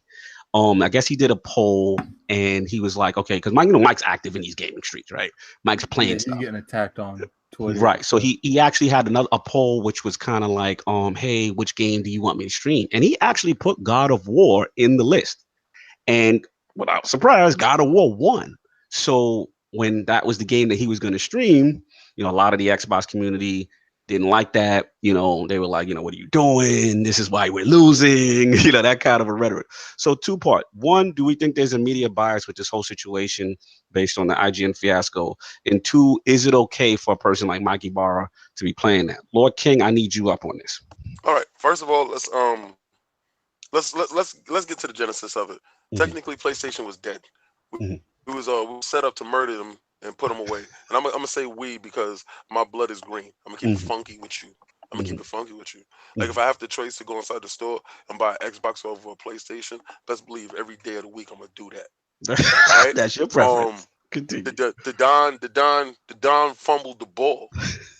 He had to just go over the goal line and just finish you guys off because the bottom line, your guys was in the red. Money wasn't good. Your money looked funny in the light. It looked Salute disgusting. Lord Z Blacklighter for the $10 donation. Thank you so much, sir. Appreciate it. Good looking. That's love. And I'm gonna show you exactly why this is what your $10 brought. Let me give it to you. It was over. It was over for the PlayStation ponies. It was done. It was a wrap. It was over until a TV comment came out and they ran with the rhetoric and they did. And I sat there and watched Rome be burnt down in a day. I sat there and watched an idiot fumble a layup. I saw him Patrick Hugh in it. He did me dirty. He did me so dirty. Thank Phil. Phil is here. Did you get that? Thank Phil. Phil is here. What about the bias, man? What about the whole Phil, because I'm gonna tell you the bias. All those dudes that knew the impending death was coming. Think about it this way: if a dude is standing over you with an axe and he slips and he falls and he cuts his own head off, how do you want to stand up and be like, you killed yourself? You killed yourself, and now that dude that was about to die is running. That's the PlayStation. He's running all over the place. Those IPs that you get now would have never came out, would have been over for you. But now you're working. And now you're doing your thing. And shout out to PlayStation for doing its thing. I don't need you. I buy you. I buy you because games are there. I love games. The bias comes from the fact that y'all was about to die. Now you're rubbing it in our face. We're alive and we're doing better because of your idiocy. Your stupidity has allowed me to spread like a cancer and didn't spread all over the place. You guys are shouting from the tops of the mountain on how inadequate our first party games are. You changed the goal. Every time y'all don't have indies. Oh, we got the indies. Nah, y'all don't have first party. Y'all don't have multiplayer. Y'all don't have exclusive. Y'all change the goal line every time, and every media is going with this crap. They're making sure. And this was the most egregious one when he said, "God of War on PlayStation, God of War on Xbox." It was a black screen. Well, I'm gonna do the same exact thing. I'm gonna put out the same exact tweet, and I'm gonna do it in reverse with State of Decay. State of Decay on Xbox and State of Decay 2 on PlayStation. Because even if it did come out on y'all anyway, y'all can't play with nobody online, so you'll be offline half the time any goddamn way. But let's run that narrative. Let's keep that going. Oh, are you happy when you put your information in? Nobody's talking about the security defects in PlayStation. Nobody's talking about the problems that go on there. But let Microsoft BK coming for your neck again. BK said he said that he ain't hear y'all complaining about media bias when everybody love Xbox 360s. Now y'all crying rivers. No. I'm not complaining. I'm letting you know. Are you safe with your PlayStation PSN information online right now? It's a public right now, you worry every time you swipe your credit card that some dude in the Ukraine didn't buy a yacht with your dollars. So let's keep that funky. Keep that same energy right there, BK. There's no media bias. He said IGN made light of Titanfall being exclusive and PSN being down. He said there's no media bias. There's no media bias, Brett. Brett. Get it. Me and you understand the truth of the fact of the matter is that Microsoft gets killed 10 times more than anything that happens with PlayStation. That's what media bias is.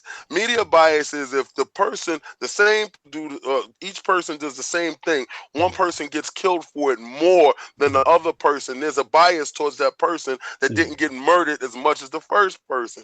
Xbox cannot get away with half of the stuff PlayStation does. PlayStation gets a pass I will say one every thing. go. Look at something as simple as when it comes to being extremely consumer friendly. If Microsoft pulled half the stuff that Sony has, it would still be having articles talked about it. Now, as far as Mike Ybarra playing a PlayStation game, good. He's a gamer. He should not be beholden to just play on the system because he works for the company. On his off time, whatever he does on his off time, he should be able to do happily. He asked the people chose, and he's engaging with his community, his people. Because if Microsoft decides to fire him tomorrow, does he stop being Mike Ybarra? Does he stop being the person that you talk to? Right. Or are you just talking to him because he works for Microsoft? No, I tweet at him and I talk to him because he's part of the community and he actually really engages. I play Destiny with him. The man is saying that he wants to play God of War. Why are we attacking a gamer? Right. He's a gamer. But what about the people who say that as a executive from Microsoft, you shouldn't be promoting playing the competition's game and that's stupid business wise? I mean, it's stupid. I'm just going to answer the question and I'm done. It's stupid if it's not in the language of his contract. If in his contract it says you cannot publicly admit to liking the competition, which Phil tells everybody all the time, because Phil is a new thing. Maybe in another past that they wouldn't say that we play that. But in Phil's regime, they're gamers there. They're gamers there. Now, wait, I want to back you up one thing because Brad made a good point. I don't want to oversight him. He made 2 points. He said, one, Microsoft, this is back to the media bias thing on Microsoft. He said Microsoft is getting killed because their product isn't as good. He said they also media killed Sony for not offering crossplay. Media killed Jim Ryan, Sony anti-consumer. So what he's trying to say is that it's performance. He's trying to say that if Microsoft was performing better, then they wouldn't get killed. Do you agree with this? Okay, then, and that's also a valid point as well. Do I want them to perform better in certain aspects? Yeah.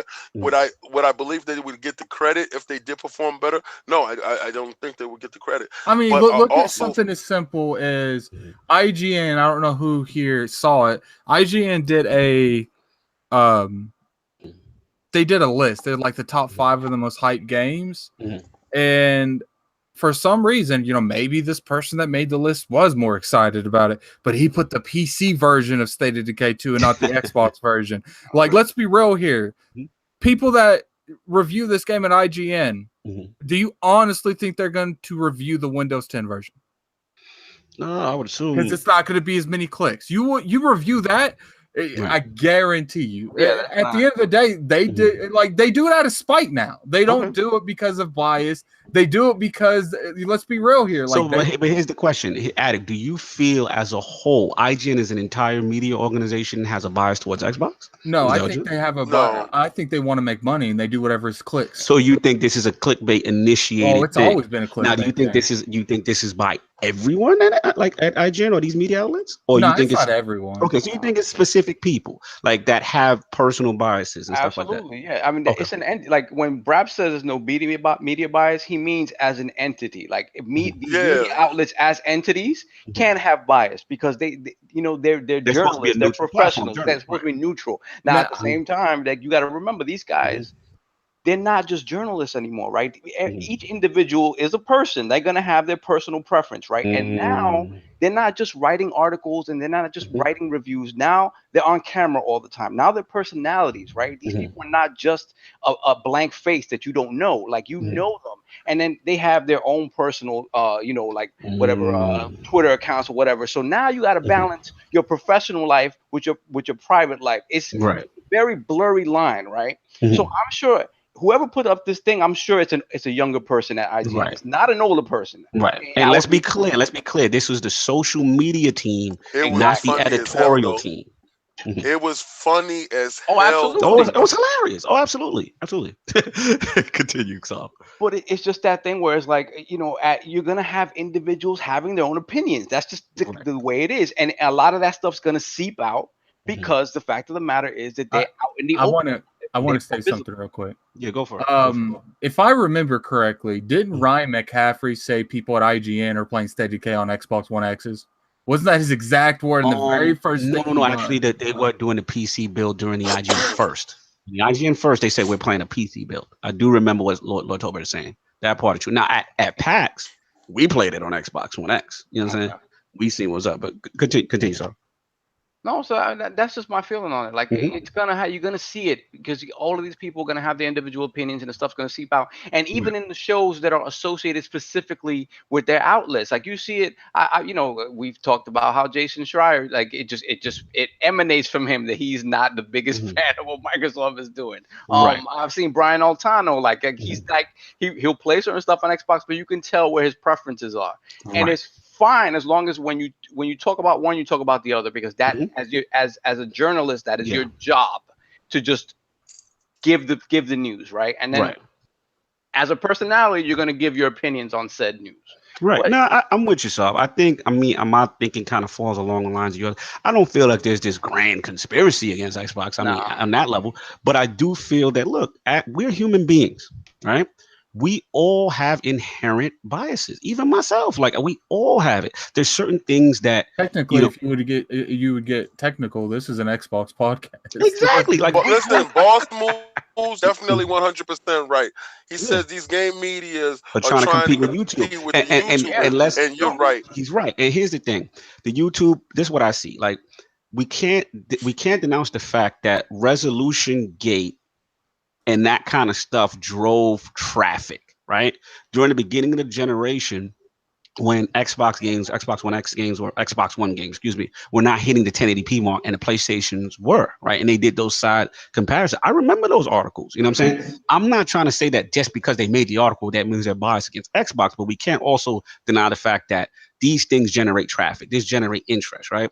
So now, as we come to this situation now, where it's like, okay, this is, Xbox One God of War, and this is PlayStation's God of War, right? Is it immature? Is it silly? Absolutely. You know what I'm saying? It's retarded. I didn't take it that seriously. I am glad that Jess brought it to light, though, because there's people who work in these organizations and these outlets that are, for the most part, their goal is supposed to be a neutral media outlet, right?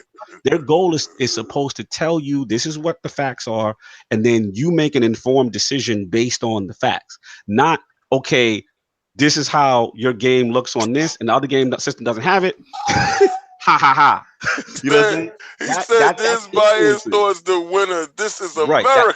Exactly. That's it, and that's what I have a problem with. You know what I'm saying? So again, do I feel that, oh my God, Microsoft? I do agree with Brap in this sense that, Microsoft put a lot of themselves in this situation, their own selves, because of performance. A lot of it is driven by performance, no doubt. If you're not putting out good product and you're not putting out good services, you are going to get attacked for that. However, when the narrative is continued and driven by clicks, and also you have situations like you had like this, which I've seen before, and other resolution articles, and I remember even a GameSpot article where they were asking at the time, this was actually a very intense article. I actually sent it to Anchorman. I couldn't believe that GameSpot ran this, which was like, the reasons why you should get an Xbox One X. And literally, Xbox One, I keep saying X.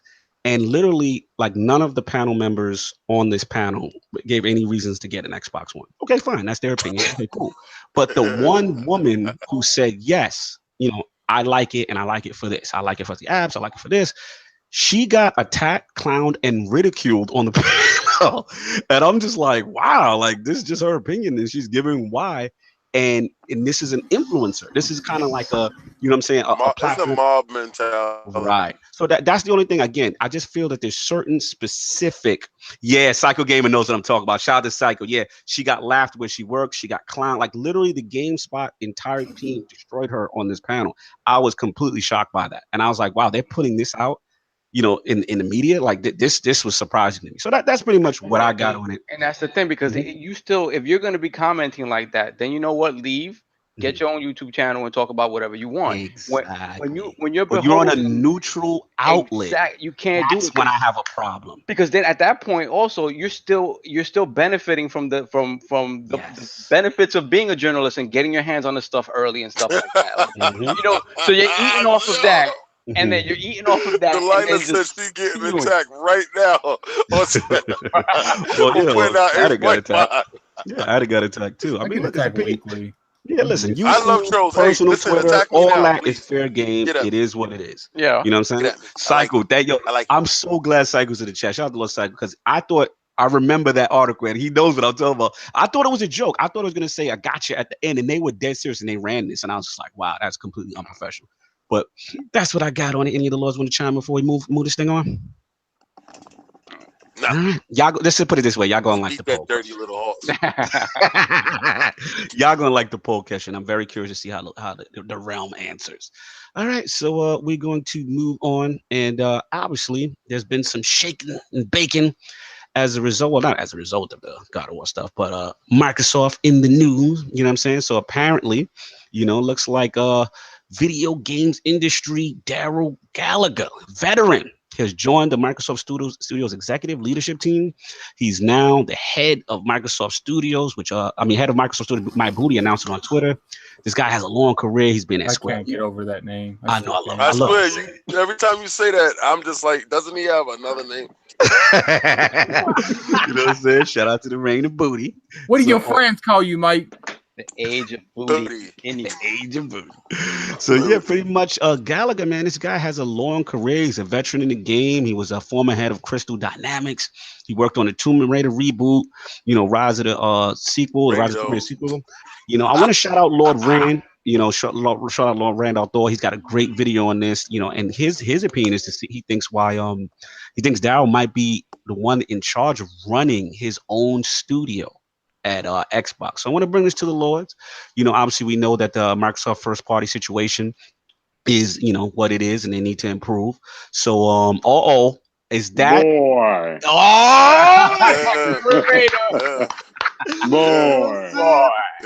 So before we even jump the man that let his son go to school dressed as Kratos on 20 days. Get it? We got Kratos himself in the building. Lord Kratos, we just finished the God of War time, but I wanted you to recap. Sorry, you're late. No problem. It's okay. I just want to get It's over. 3-part question. One, your impression. First, how far are you in the game? So let's get that out. Well, this is my second run through of the game. Woo! Yeah. So I've had it a review copy for about a week and a half. So I've already went through the game. That's why I was fairly confident, as you guys know on Twitter, running up until launch of the game. And so, I mean, it speaks for itself. I think from the moment you pop that disc in and you see that main menu, you look at, you see Kratos. That tree. That's it. That just I almost made that main menu. What about the stranger? Oh man! That set the tone. Did it set the tone? Don't give any spoilers away. A lot of people haven't done it yet. Okay, no spoilers. But once you reach this one boss, or we'll just call him a stranger, that is something out of. It reminds me of, if you guys ever seen Justice League. Do you guys remember when Superman, when all the characters were trying to hold back Superman? Yes. And then the Flash, it was that cinematic experience that made you say, "Oh shit, it's about to go down." Why did you use Justice League though? That movie was garbage. Well, listen. I know the movie was garbage. Let's find something that correlations to good things. Because hey, Kratos, you know what I wanted to do? I wanted to play you and playing it. Do I have it? Oh my god. I do. Oh, okay. So later on after that we can play together. No, that's a bet. Definitely. Okay. Continue, Kratos. All right, so I didn't have multiplayer on my disc. You must got it in the review copy. Hey, he's a savage. It's all good. It's all good. No, he listen. Okay, so listen. We talk mess. We going at each other right now. Of course. Let's go. Of course. Go for it. Okay, fine. You have maybe I used the wrong movie, but that's what did it for me. Yeah. Yes, Justice League was a bad movie, but there are certain scenes in Justice League that kind of it brings something up out of you. Where you're like, oh man, it's epic. Yeah. But that fight scene was something that I don't know if you guys would agree, but Sony, as being a movie studio, they have the options to. I mean, they're just so talented in putting a film type quality scene in the game. And I've never seen that done before to this scale. Talk about Don't say it, man. I've said that in the past.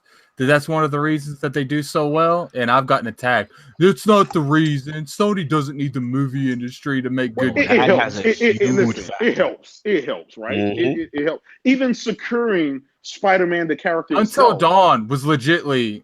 Yes. I agree. A movie.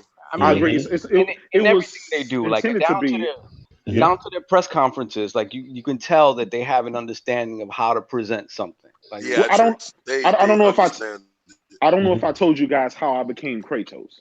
But talk about it. Let's go. You changed your name and changed your profile pic? Yeah. Listen, when I first came on Twitter, right? I wasn't even on Twitter.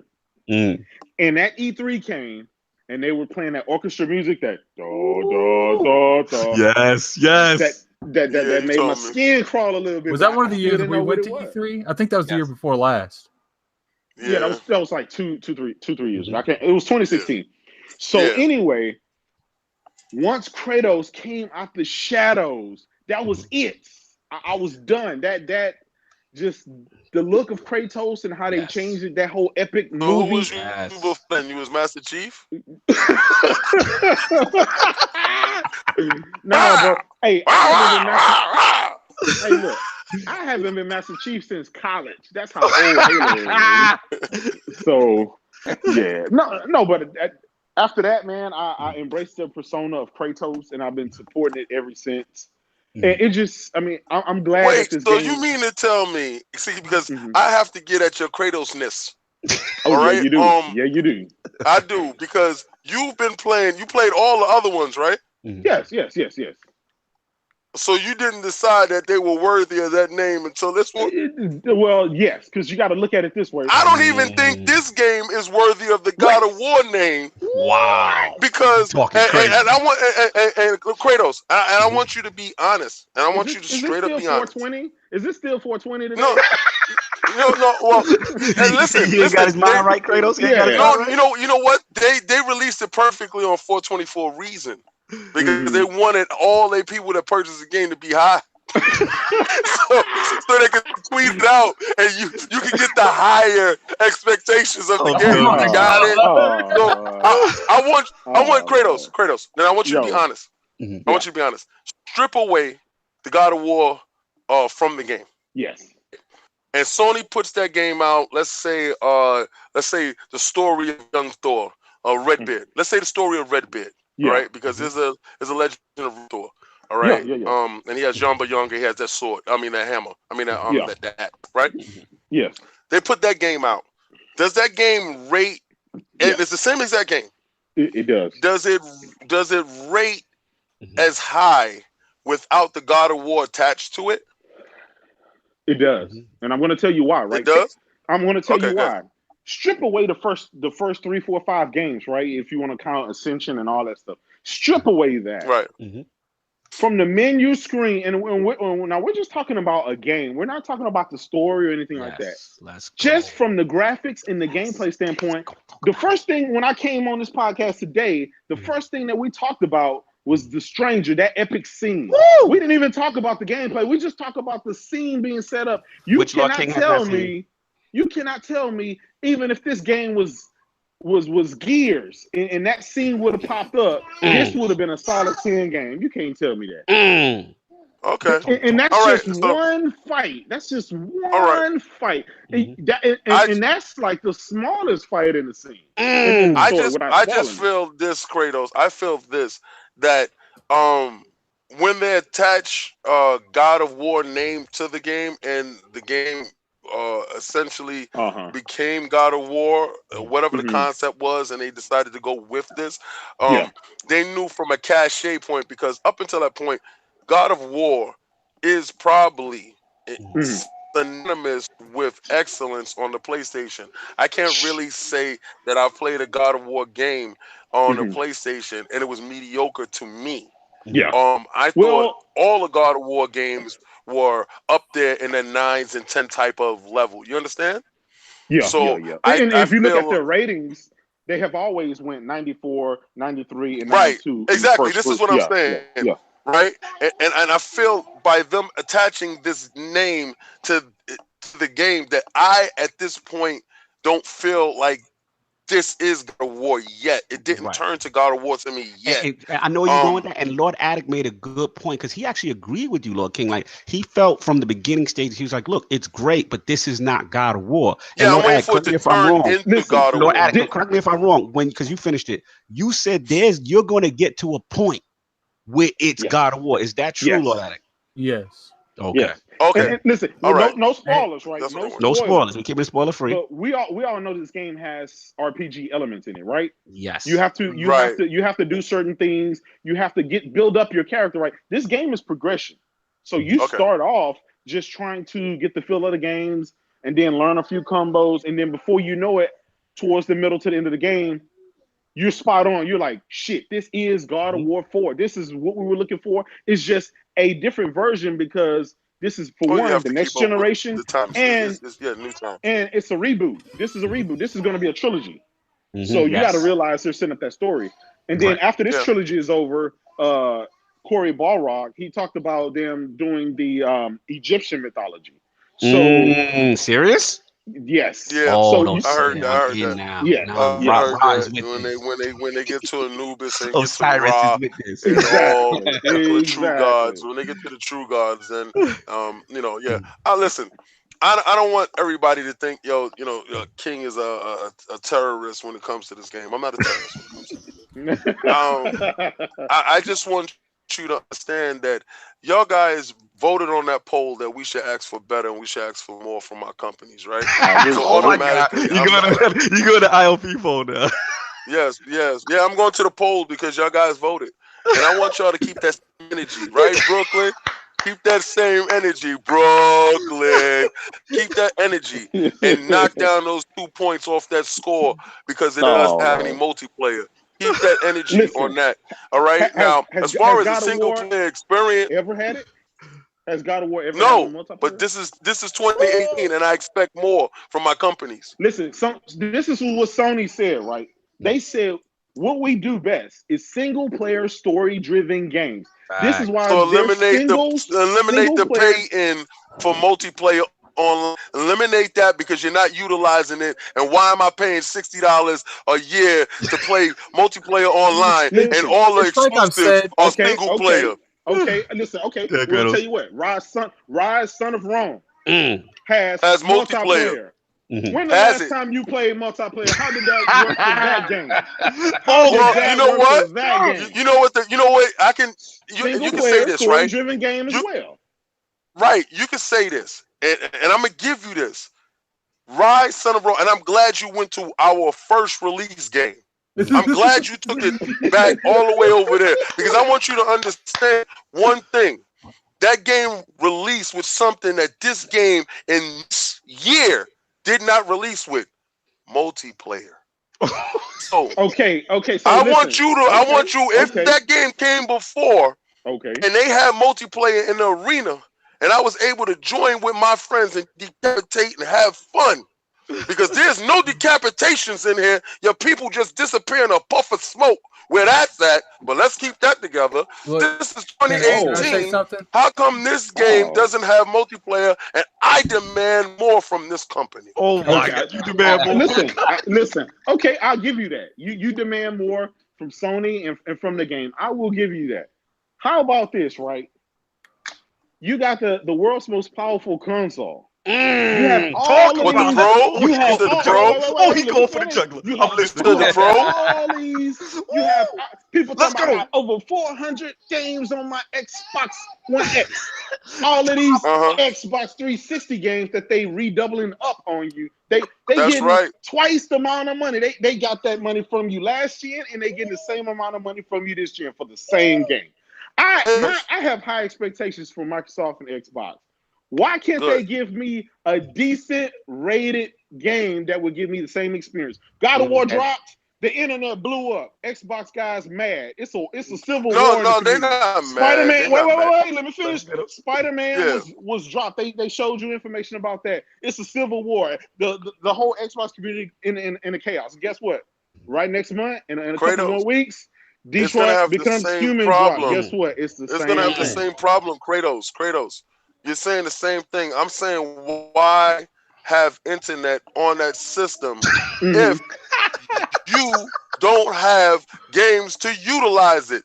You have a PlayStation and you're paying for internet to play multiplayer, right? They told you this time now that they told you, yo, ante up now. Remember, it was free. It's cool when it's free. Now it's ante up time. Ante up time. And if you want to play any of our old stuff, we got PlayStation now. Tune in, pay the same money that you keep that same energy. Pay that same money for the old game that Microsoft give you for free. See, Microsoft ain't telling you that you got to pay for the old stuff. Like you brought up the old stuff, right? Yeah. So the old stuff is free, but we made it look better because that's what the power of the X do. But the power of the PlayStation Pro don't make none of the old games look good. Why? Are you sure about that? Yeah. Give me a game. Wait. Okay. The last time I checked, we got Shadow of the Colossus. The last time I checked, no. The last go for it. Go for that. Oh, you know you setting yourself up, right? Come on now. You know you setting yourself up, right? I'm gonna let you know. This is what I'm saying. Listen, I just want him to save himself now. You are setting yourself up right now. Go for it. Listen, the world's most powerful console. Take your Xbox 360 games. Make it look better. You know, I'll give you that. It makes it look better. But guess what? At the end of the day, it's still an Xbox 360 game. It doesn't turn Halo 3 into Halo 6, and that's part of the problem. I'll give you this. Did Shadow Colossus turn into Shadow Colossus 5? You know what? It's probably damn near compared to the original. And you know what you did? You paid that's what remasters are, right? They pick and choose the best games that the people are asking for. They remaster them. They don't just, hey, you guys go to GameStop and buy your old disc again, or we'll sell them to you on the store. Oh, yeah. You know what, Kratos? Yes. Let me ask you a question. Kratos. Go ahead. Kratos. Let me ask you a question because this is getting tasty. Because you know what you're doing? You're making my point for me. You're making my point for me. Why every console I gotta buy the same game over and you put extra hair on the back of the donkey? You know why? Why do I gotta do this? Why do I gotta give them another $60?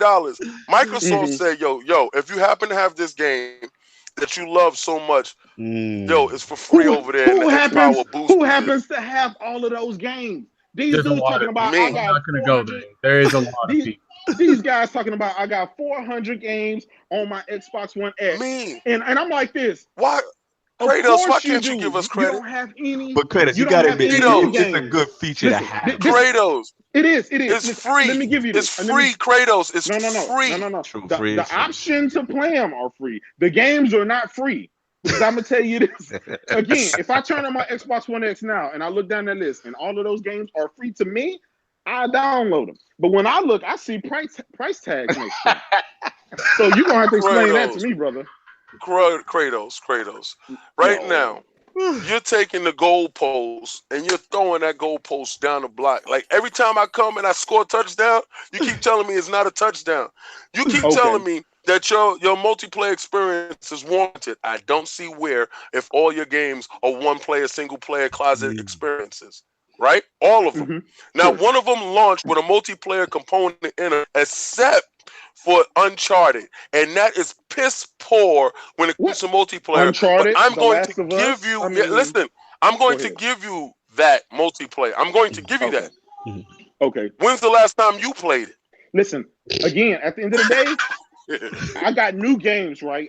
When you get a buffet of new games and new experiences, you don't have a reason to look backwards. We move forward. This is why the industry with Sony at the helm. You see what I'm saying? Now, here's the thing. Now, I agree with you. I love backwards compatibility for people who enjoy that. That is a great asset. I think that's a huge Microsoft Xbox asset. But here's the problem, right? I wouldn't mind it so much if there was new games consistently going also with the option. I feel like it's a pacifier to pacify people until those games get ready. And see, that's part of the problem. Don't pacify, don't tease me with something else because you're lacking in another area. Like I want it all. So you think it's smoking? You want it all, but you're not getting that multiplayer, so that's not all for you. No. I'm getting the multiplayer. Let's stop using that word all when you getting it split down the middle. They have said, listen, we got multiplayer over here. Story-driven games on Xbox. We got,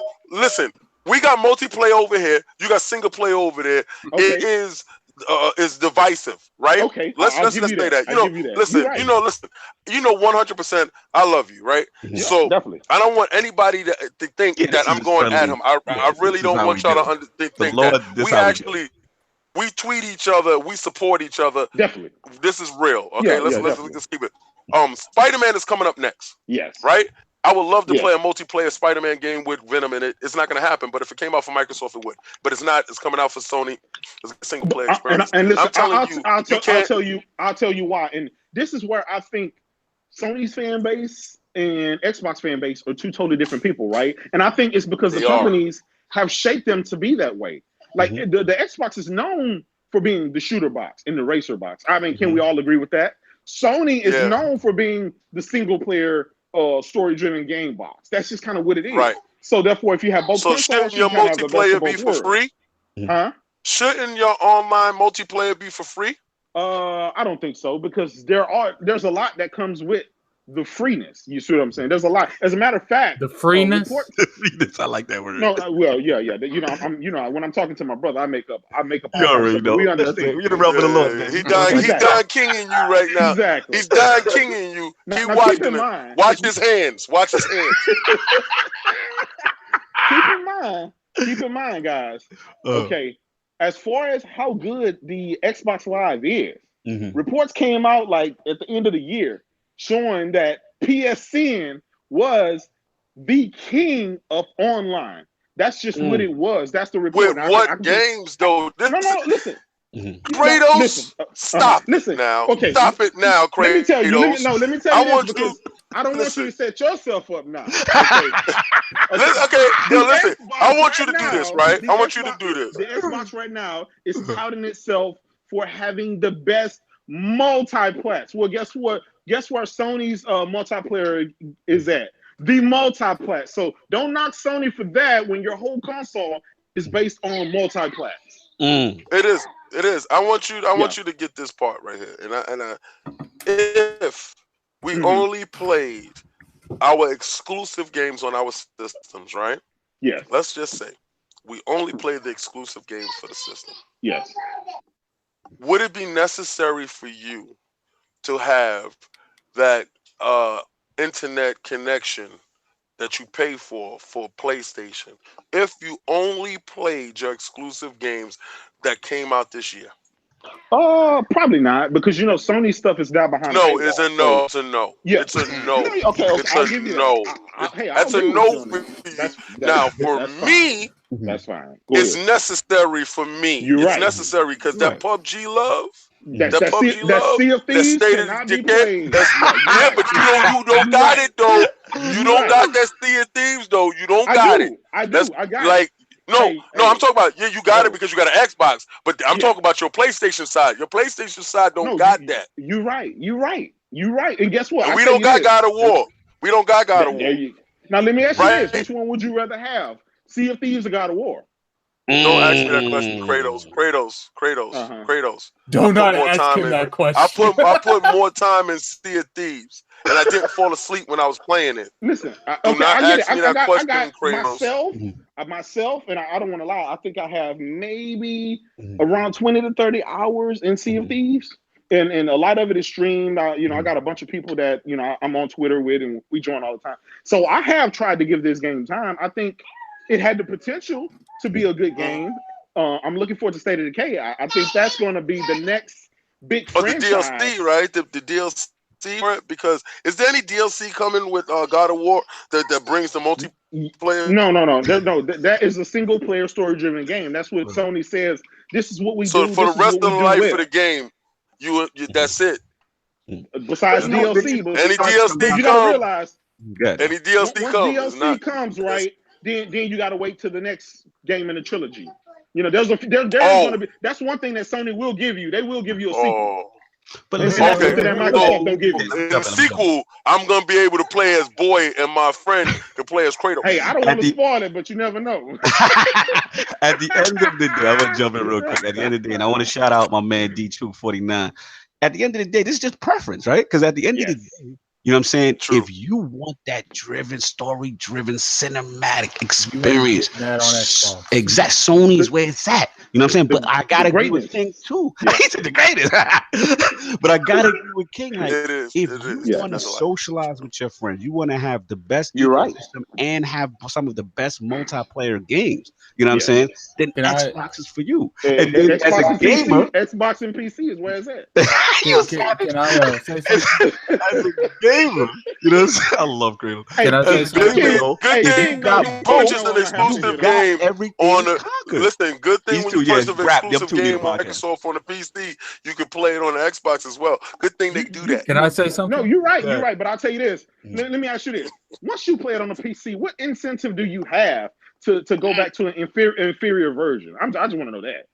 So I just have go both. upstairs and I like to play in the comfort of the couch and stuff like that. Like Yeah. I like the versatility Microsoft gives you when it comes to playing games. Yeah, No, and you're for right, me, you're right. honestly, J-Dub, it's just like from the PC. I don't want to disrespect on none of my PC games because you're right. PC is the best place to play if you're looking for the best performance. But as far as me, I'm a console gamer. I Me like too, the me too. ease of just Listen. putting the box, plugging it in, throwing my controller in. The ecosystem is already there. You know what I'm saying? That's just where it comes down to me. As powerful as my PC is, Yeah. I will always be a console guy, Mhm. and that's just I'm an old school gamer. Same here. You know, playing on Yep. Sega Genesis and stuff. That's just the Facts. way.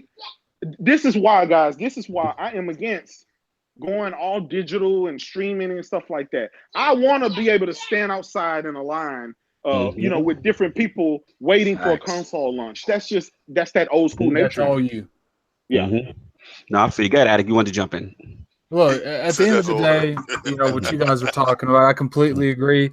And I feel like that's one of the key reasons Microsoft's where they are right now is because they abandoned that. Look at the beginning of this generation. How many of those are single player games? Right. And which now leads into the next topic. Look at hold on. Give me a couple minutes. Yeah, let you rock.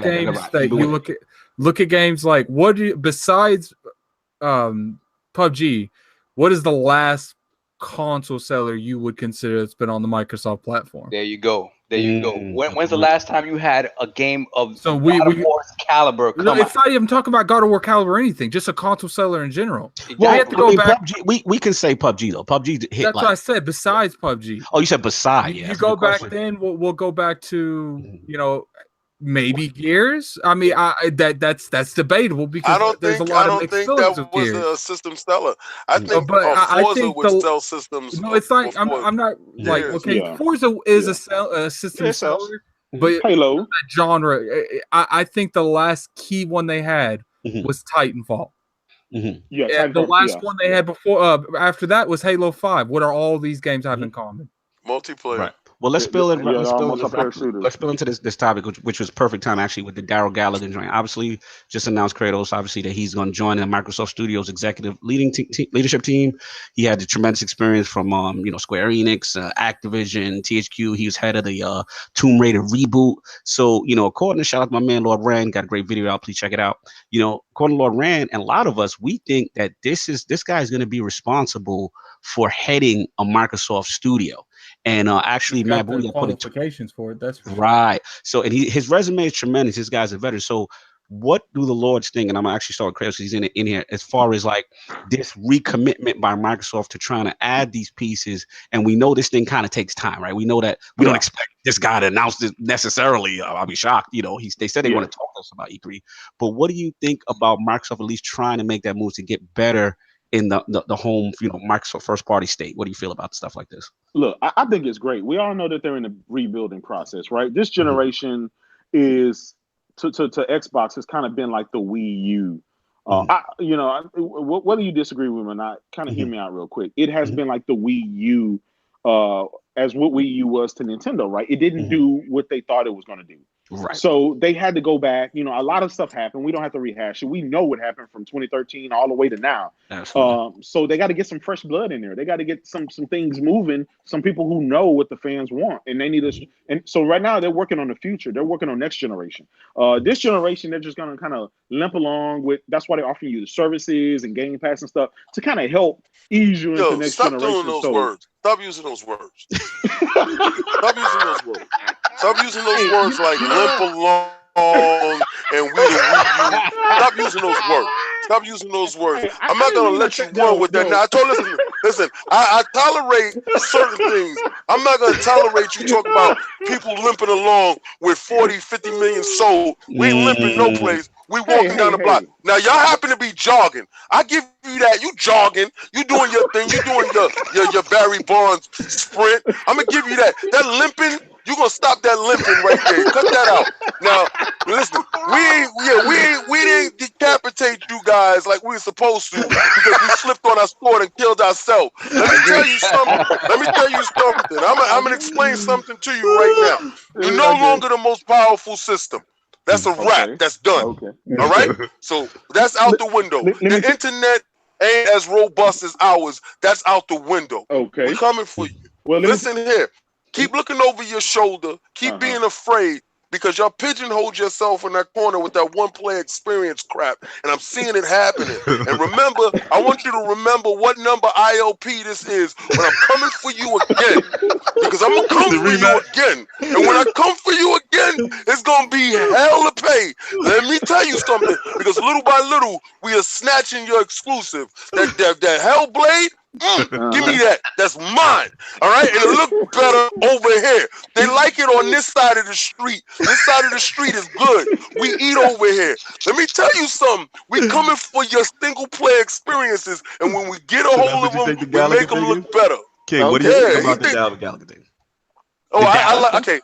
I think it's great anytime we get anybody that's going to change the philosophy on how things go. And if he has a background in video games to bring us up as a studios, we need that because we can't try to shoehorn multiplayer and everything. That's what happened to Scalebound, right? They was trying to pigeonhole multiplayer into Scalebound, but Scalebound would have probably been that great single player experience, but they kept trying to shoehorn putting friends together. Yeah, sometimes it don't work. So multiplayer again is great, right? I agree. Multiplayer is great, but at the same time, if you're not gonna do it right, don't do it at all. Don't show them. This is why I do believe I will admit, right? Because even Sony said this at PSX.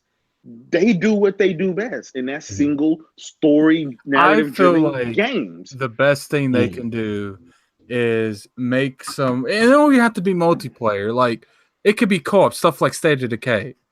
They need to single out, and obviously studio their single player games because Sony does single player games fantastic, but they still have multiplayer games. And focus on that. Get your games like Titanfall, unique experiences that you can only experience on that platform of that console choice. I feel like there is a couple games that have potential. They need to do whatever they can. They need to get that Rise IP. Shout out to Mike Ybarra for hinting. Did you saw that cryptic tweet when he was in the studios and they had the statue of Rise of Mario? I've said from the start. I've said that I wouldn't be surprised if Microsoft bought that IP in secret and they haven't told anyone because let's be real, the engine was sold. What happened to the IP? You mean to tell me broke Cryotech kept the IP for no reason? Well, they have it, but it will be interesting to see if a deal was reached, or something like that. And Unreal Engine. Crytek. That's Crytek, actually. Listen, Sunset Overdrive. Facts.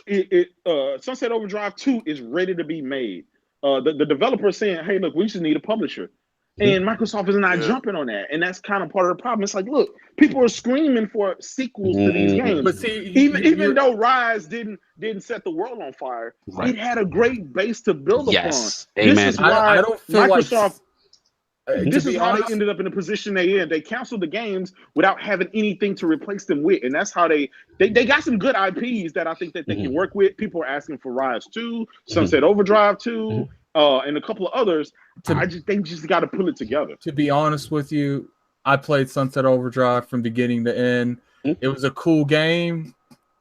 But it's not for you though. It is a beloved game by the But let's Xbox be real. community. It's not for a lot of people. It didn't even sell that well at all. I hear what you're saying, but do you think they should abandon it completely and not make a sequel? Not build it? I'm never against not making a sequel. Uncharted 1. I'm never Uncharted 1 against didn't a do sequel. Yeah, Uncharted at the 1 end of the set day, the world on fire, but part 2 killed it. Exactly. At the end of the day, I agree with Kratos with that. I feel like they had more to work with than Sunset Overdrive when it comes to Uncharted. But what was so wrong with Sunset Overdrive? I think was it's the premise isn't for everybody. Like you have that over the top sort of comedic thing. Like the premise is not for. It was a cool game, and I'm sure they used a lot of what they learned on Sunset Overdrive to make Spider-Man. But it's just not something that It's not something that's going to grab a lot of people. It's not an event game, and like and it goes back to how funny it is that the creator of Sunset Overdrive ended up doing Spider-Man. That's what I'm saying.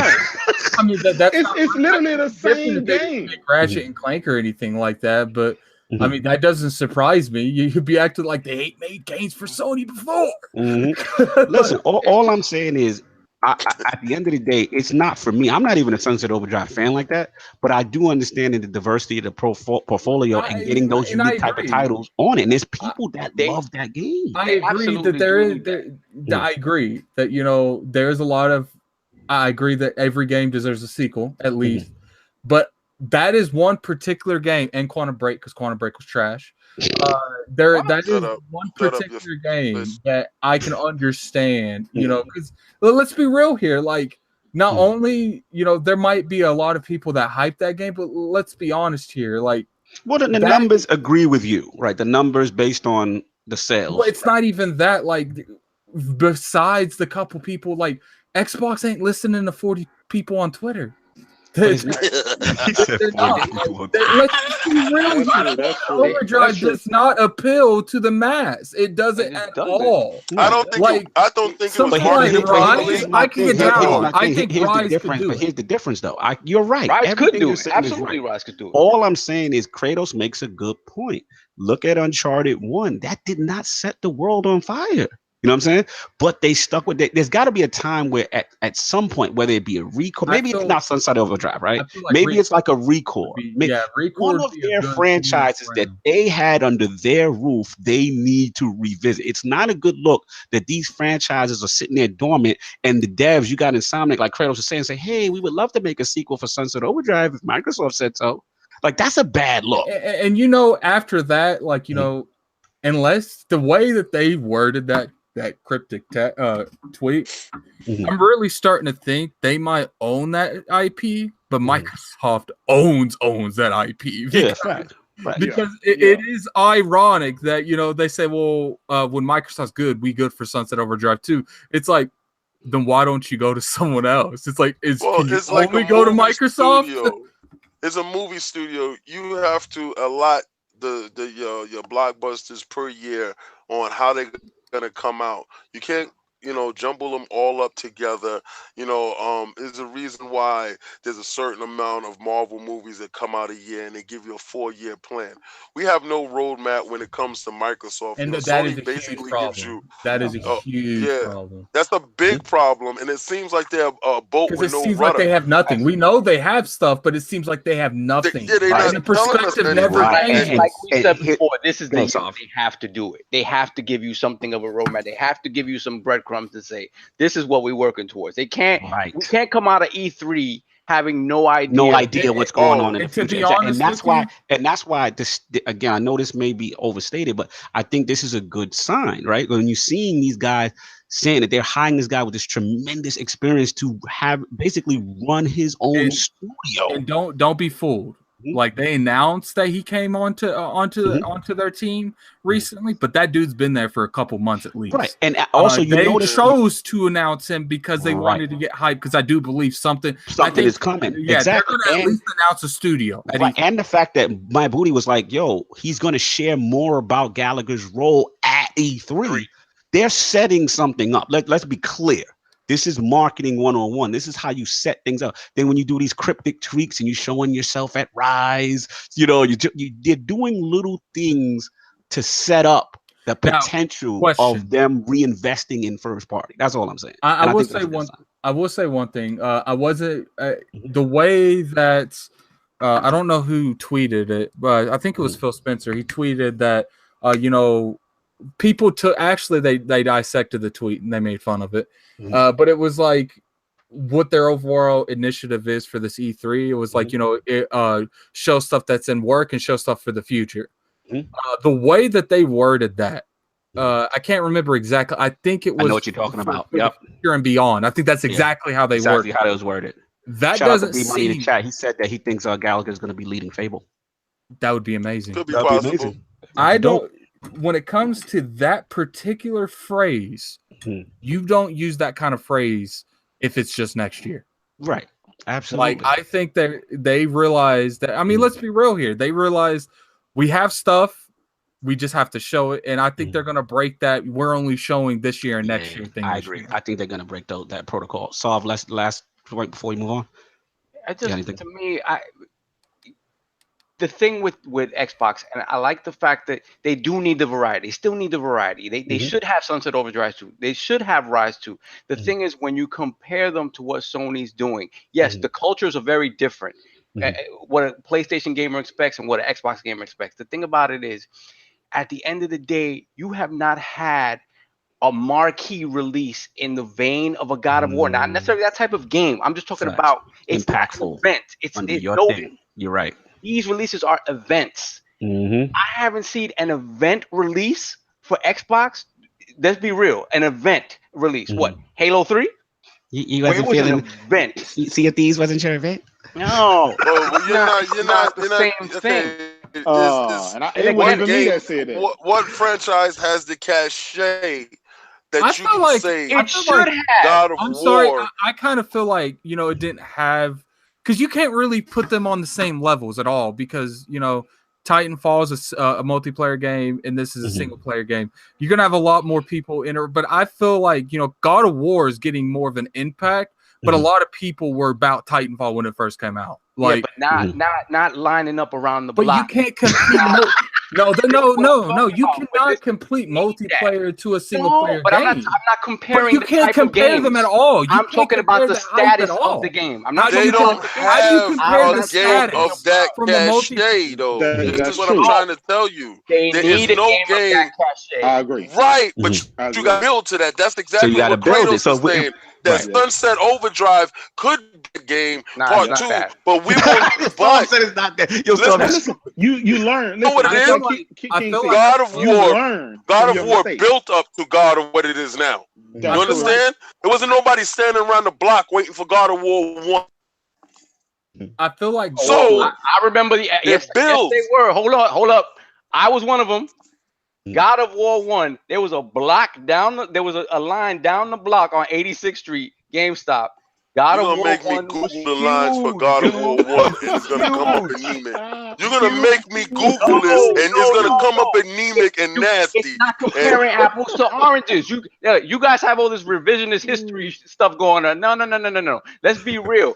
It's not about multiplayer versus single player. It's about the status of, you need your franchises that have these marquee releases. Halo lost that. It used to be that. It's not that anymore. Gears 1 and 2 were that. After that, no, you don't get that. Long in the tooth. Can let me ask you real quick. Okay, we know Halo, Gears, and Forza, right? They're long in the tooth. What if Halo and what if Gears decided to pull a God of War and reboot, right? That's what they need. Come up with a. Now it may be a culture shock to. It may be a shock. It's funny you said that. Let me cut you 1 second, Kratos, because you're jumping on something. You're nailing something that me and Lord Angerman was talking about. I thought 5 was gonna do that, because they were setting it up with the lock, right? I thought, they might be doing something drastic might piss people off, but they changing the direction, and they like completely fumbled the ball and lied in a way as to what the premise of the way it was presented in the trailer. So I feel you. I think what it is like you said, sometimes when you have something that's safe, you've got to shake it up sometimes to do something different. But continue. You definitely hit a point. Even make it a third-person game. I'd be happy with a third. Yes. I always said, different, right? 7 feet tall. I always said from the start, like, look, Halo. I would fire you in a heartbeat. I'm firing your ass in a heartbeat. I will walk in the room and like, fire you your that ass dude, in a you that heartbeat. dude that If likes you to ever came unto me and I'm Phil, and you And there came you and go. say, yo, check And this there out, you we're go. gonna go third person And with there you Halo. go. I'm firing that's your why- ass that same day. King said he And fired that's him. Okay. why, Out of there. and that's why Get when him we out get of off the podcast, you're going to play PUBG. And that's why. That's why. No, actually, no. I'm gonna go play. I gotta go play. You God missed of the War. I'm same gonna go mode. You play missed God the of War. same mode. I know how you missed the same mode. You that Well, the dude. multiplayer the multiplayer can be the same mode, right? That way you have the diehards. They have what they needed, but you can also have that single player game that gives you that story driven, over the shoulder. Right. You can do what Call of Duty's doing and give it to you separately for $30 or $40. Yeah, we're gonna get on that right there. Yo, But let's move on. Let's move on real quick. Wrap this up. No, I'm not gonna allow that attack to come at me sideways. We got one last topic. We got to bring. Yeah, we got that, but I'm not gonna allow that attack to come that way. So let me just say this. Let me say this. Let me time out. Let me say this, and I'm gonna say this to you. I'm gonna say it to you, solo experiencer. I'm gonna say this to you, Captain Solo. I'm still waiting for you so I can finish the game I started with you. Yeah, I know. So, and you're gonna wait till I finish. Don't come at me and tell me I'm playing PUBG when I got dudes that want to play PUBG and I want to play this game that I started with you. And you are still over there doing little sideshow experiences. I know. I hurt you, man. I do want to say something. Thank you. Good, Addict. We got to move on. Addict, I want to say that, I do completely agree. I do feel like when it comes to, regardless of what you guys want to say about Halo 5, I do feel like Halo 5 was a good game. Its story was just messed up. The multiplayer it's still played to this day. It's still got fantastic. And that's my primary example. It's like, look, like I'm sorry, like Gears need to go. Like, I feel like need to be different. I feel like Gears 4 was safe. I feel like Coalition, it was too safe. They should have killed Phoenix. I feel like Coalition needs to make something new that's gory, that's 2-player co-op, and that just rips shit apart. I feel like wasn't it that black studio that was supposed to be doing the Gears, and it wasn't supposed to be Coalition, and it was really supposed to be dark, and it was supposed to be a real crazy reboot. Was it Black Tusk? They were Black Tusk. Black Tusk. Yeah. And then they said, no, you're gonna make Gears from now on, and that was that. And I really think they should have went in that direction that Black Tusk had, and maybe we will get that game. Maybe we will get it under a different moniker. Maybe they feel that since they only have 5 games, that they're not willing to gamble with their 5. So I'm sorry if I kind of feel these dudes with the 5 games saying, no, we're going to stay true to these dudes, because if we lose one of these 5, we only got 4. I agree. But if you keep putting out the same stuff, you're going to lose it anyway. They willing to roll with the 5, though. Look, at the end of the day, like, tell me this wouldn't sound cool. Like, if you're not good, like, okay, at the end of the day, I think that they don't want to make anything that's not Halo and Gears, because unlike Sony, it's easier to talk to the corporate about a loss. Because Sony's like, okay, we've been in this industry for a long time. This is one of our biggest money makers. Here, it's fine. Go do something else. But when you go to the Microsoft CEOs, Microsoft is doing financially better than Sony as a company. They're doing better as a company, more risk averse to taking a little bit more risk than Sony. Where Sony, listen, Sony has to knock it out the park. Like PlayStation, they don't. Exactly. The company's going out of business. So they have no choice. So technically, Microsoft should be the one. At the end of the day, like that's a cool concept, and technically they're doing better. But up until now, until recently, they didn't even have a seat at the table. Gaming's always a good point. No, you're right. You're right. And now Phil's at the table. Now Sacha got Phil at the table. These are now Phil's vision. I know Lord King smiling. Only Xbox only begotten son is at the round table. It's like I said on Luca's podcast yesterday. Like, Truth is stupid. He said, "Don't be sorry, be better." I am done with you. It's true. You're right. Don't be sorry. For Be the better. chat comment of the day. At the end of the day, regardless how you feel about Phil Spencer, and I've said multiple times, I'm unsure how he's doing. He's not the guy. To me, he's not the guy. But at the end What the hell is wrong with you? No.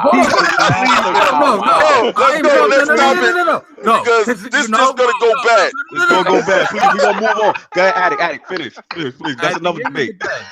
At the end of the day, you have to look at it from perspective of every game that has come out in the past 2 years ain't been Phil Spencer shit.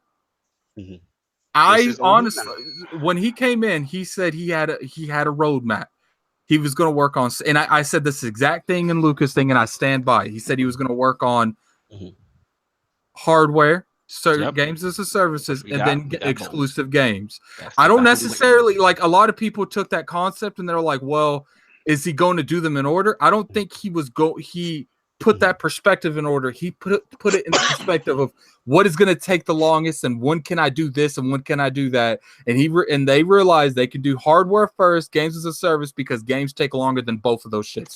So they can't walk and chew gum at the same time? They are. No, they cannot. No, they cannot. It's like I said, God of War took 5 years to make. Facts. God of War took 5 years to make. Games take a long time to make, man. Yes, but listen, you expect to rush out there. Stops. Go for it, Kratos. Time stays still, and you act like time stays still, and you can only do this. No, Sony has like freaking 50 IPs. And how long did all those games take? I just want to go to the point.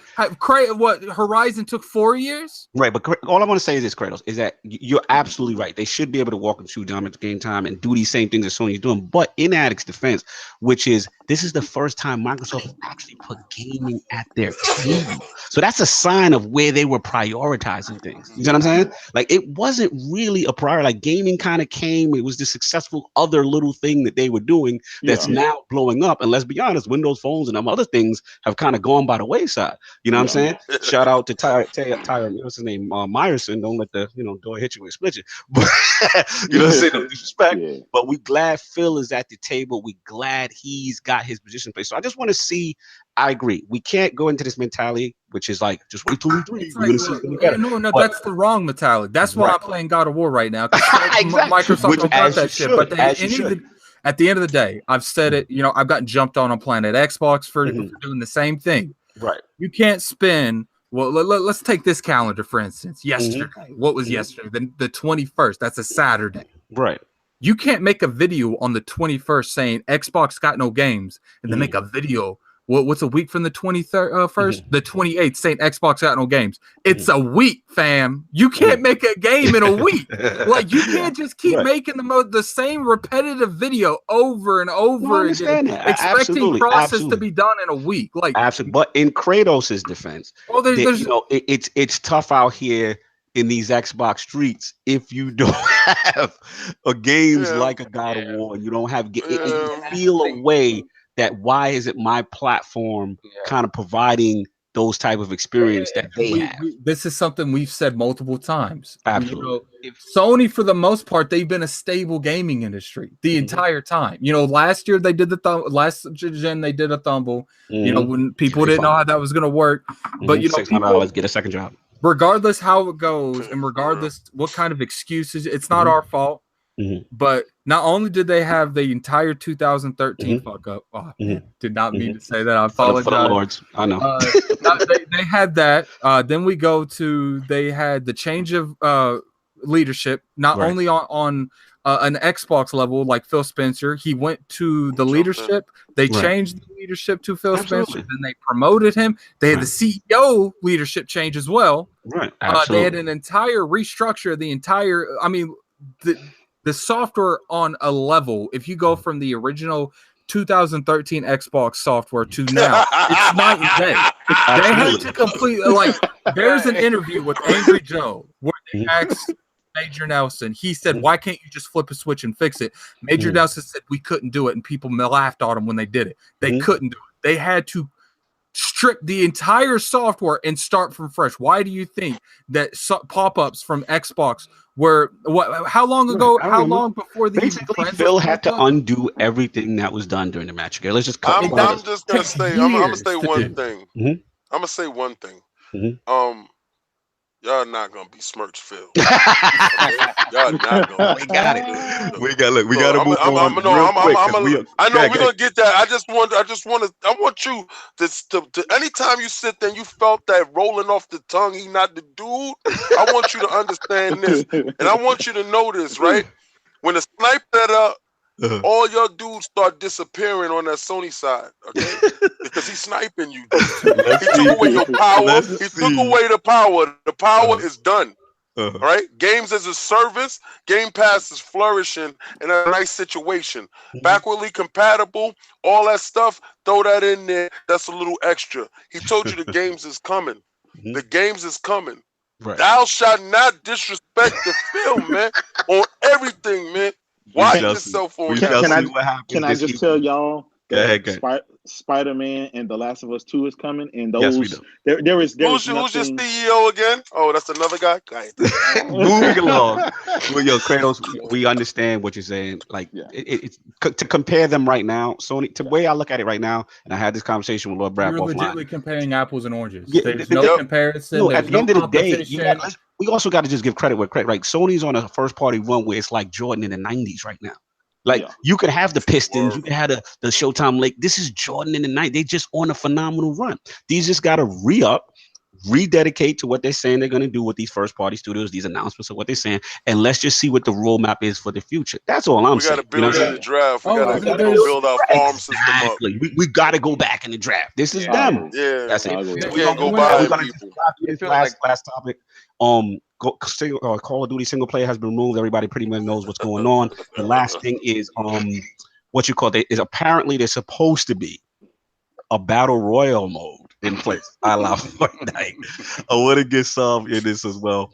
What do we think about it? Do we think this stage sets a dangerous precedent for moving forward? LordsAtWar, no single player, Call of Duty Black Ops 4. You know, I don't even really play it for. He's like, I don't even care. That's it. So that's the thing. I play it for the single player. I like the stories. I mean, I think the engine's a little long in the tooth. They need to switch up the engine and make it different. But I just think why call it Black Ops 4 then? Like what?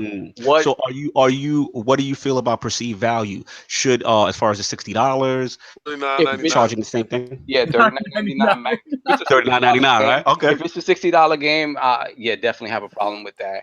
They haven't said, like they said, there's no single player campaign, but I know people have been pining for that co-op multiplayer.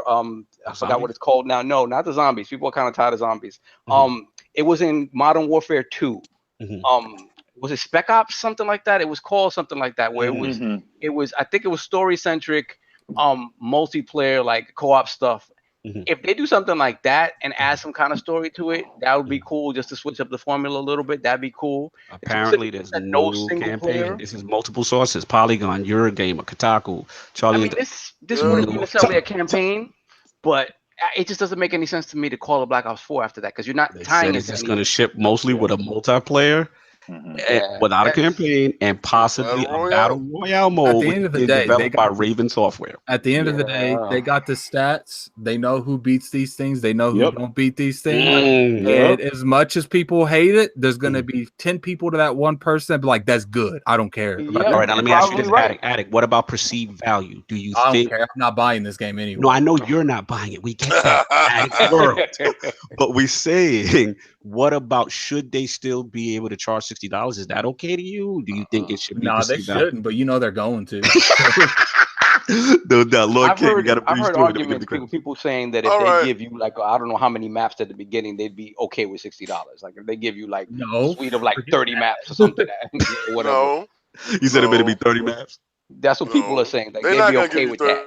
So you already know that. They're not. They're going to give you exactly what they gave everyone else. The 5 seasons coming.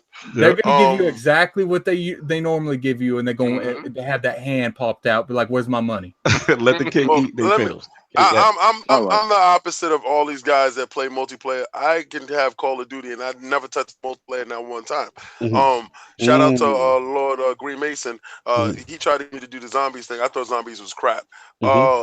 I think honestly, I thought they multiplayer like tacked on BS. The story was where it was at for me, because that's where you was able to dive into the graphics part of the engine, and you was able to exploit and show stuff, set pieces. I always looked at Call of Duty as the big budget movie and Battlefield as the B class movie trying to keep up. To be honest with you, and the stories have always captivated me to keep playing on. Never once, if you look at my profile, you're never a never once did I really unlike multiplayer. Right, so this affects you most in these games. I won't purchase you now. In the same breath, if you have a PUBG type of battle royale mode, and I'm going to ask you about Overwatch. Shout out to B Money in the chat, making a good point about $60 for Overwatch, and everybody didn't have no problem with that. I did. I ain't buy it. Oh, okay, facts. I had a huge problem with that. I have a huge problem when you tell me it's multiplayer only and it's centric around deathmatch. Addict. Now, when you tell me it's 100 people in a map, and I get to hunt 100 people with 4 of my friends, and I can stretch it out, and matches is like 45 minutes and stuff like that, I think that really intrigues me. That's why I play PUBG. But when you tell me I'm going to be running around spawn killing and respawning, and that is idiotic to me. It has no place in my DNA. I don't choose to do it. I know you're gonna say you played Halo and you was doing it with your friends. It was nice when it was the first that did it, but when somebody keeps doing that same one-trick pony, it gets tiresome. I'm not about it. All right, Lord Kratos, what do you feel? All right, well, I don't have a problem with it. Okay. I don't have a problem at all, but I also think that as a person who spent $60 on Sea of Thieves that don't have a story, and it also $60. Time out. Back that up. Oh, here we go. Here we go. Stop putting out that narrative, man. I'm just saying. Don't do that. God of War is a no. You paid $100 on God of War. You pay $100 for God of War. I spent $60 for this game. It didn't have a single player. It didn't have a single player component, and it didn't even have a Kraken with a full body. But I still, Whoa! What's $60 you paid? Where did you do this at? What did it come with? A child? Your podcast. Oh, that's how much Sea of Thieves cost. $60. No, it don't cost no $60. Yes, it does, sir. I pre-ordered it. It cost $60. Well, he was excited for the game. He pre-ordered it. I guess King's question is, why didn't you Game Pass it, Lord Kratos? Yeah, he didn't listen because his internet is down. I'm gonna tell you why I didn't Game Pass, right? Yeah. It's probably because I have something. It's like I feel like I'm gonna get too overwhelmed in that game, and they know it's going to take me more than 14 days or 30 days to do it, and I don't want to have my credit card just keep spinning. Like, let me pay my $60 and get my ass on. No more you have trust issues because Sony's always getting hacked, and you think that the credit card is stolen. I got it. Maybe so, but it's real right now. I want to pay for my Kraken up front. Good, so you pay for your Kraken. Now listen. I'm mailing it to you, so you're gonna get the body 2 weeks from now. I'm still waiting for the DLC body. I'm waiting for the multiplayer in God of War. I paid $50 for no multiplayer. So when they ship me the multiplayer, I'll be happy with that. So you got no body, and I got no bodies to play with. Hey, you guys know there was that one guy that said he got mad when everybody was talking about it was no Kraken body. He said, "I don't know why y'all swimming under there anyway, trying to look." You're not meant to go there. No, that's good. He was mad, man. He said, "Why you jumped off the boat and didn't fight?" Wrap it up on COD single. When you don't have a problem with it, you have no issue with it, or you have a problem. Overall, Call of Duty, no single player being there. Don't have a problem at all. When the bulk of the people will play the multiplayer of it. So I mean, come on, I'd rather them give me a good multiplayer than try to shoehorn some shitty story in there, wasting resources, wasting time. And it is what it is. And I don't have a problem with $60, right? I don't have a problem with that because I expect them to throw a bunch of maps in there, and I expect the multiplayer to be a higher quality. Right. I'm just jumping. My opinion is a little different. Everybody's got their own thing with it. I don't have a problem with them removing it. You know, I mean, listen, I don't. I know for the people who like single player, that sucks. But I do agree that the metrics probably do show, and the achievement tracking list do show that people weren't playing it. And you know, let's be honest, the resources there to create that takes money. However, I disagree with the fact that if they're going to do this, basically, I'm looking at perceived value. If everything you gave me prior to this was always this full package, you gave me meat and potatoes, you gave me dessert, you gave me all this other stuff, right? Now, this new version, now you're talking about you just giving me the meat. I don't get no cheesecake. I don't get no side dishes. That all my Call of Duties, like all my Call of Duties had a full, Boston Market situation. So why are you just giving me the turkey and slapping it on the meal, and expecting me to pay $60 for it? That's just where I'm at. But they telling you though, you never did eat your vegetables though. You didn't eat your vegetables. So it's like you don't need that because you didn't eat that. But I would like, because this is what your value was. You like to watch it. You like to know it's there. Yeah, you gave me, if I wanted to be hungry one day and have a little single player peach cobbler on the side, I should be able to have that. That's all I'm saying. That's right. That's what I'm saying. Don't take my, my options. Real quick, I got a question for King. Because again, if they just give you the same old Call of Duty multiplayer and don't change it significantly, make it better, like Kratos says, there's gonna be a problem with that. So my bet is they're really banking on this battle royale stuff to really take off. Now, for King, who plays a lot of PUBG, do you think? Because for what I perceive with PUBG is that people prefer to play that in third person as opposed to that first person. Yeah. How does that translate to Call of Duty being a battle royale game? Because to me, I think they might have the third person option in it. You think they change up what would traditionally be Call of Duty to make it fit into what battle royale is? Listen, battle royale change isn't bad. Battle royale, everybody wants that bag. We seen what Cliffy B doing right now, right? Yeah, everybody wants that Fortnite bag. Let's just call it. See, do you have the option in PUBG to play first or third person? You can lock it in there too. Yes. So my perception is that most people don't like to do that. They have separate servers for that. Like most people like to play in third person. Well, your perception's wrong. Yeah, well, you can mix it too. Like while you're playing the game, you can just stay in first person if you choose. So I believe that option will be available. What they're gonna do is they're gonna dissect the successful, right? And this is EA, man. So they're gonna actually make sure that after dissecting the successful, see what works. Well, this they is got Activision the analytics. actually with this. I mean, Activision. I'm sorry, I'm thinking about Battlefield because they have a PUBG joint coming too. And they're gonna, they do all the analytics and see what in on what, and if it's comparable both ways, they're gonna say, you know what? Let's just put both of them options in there.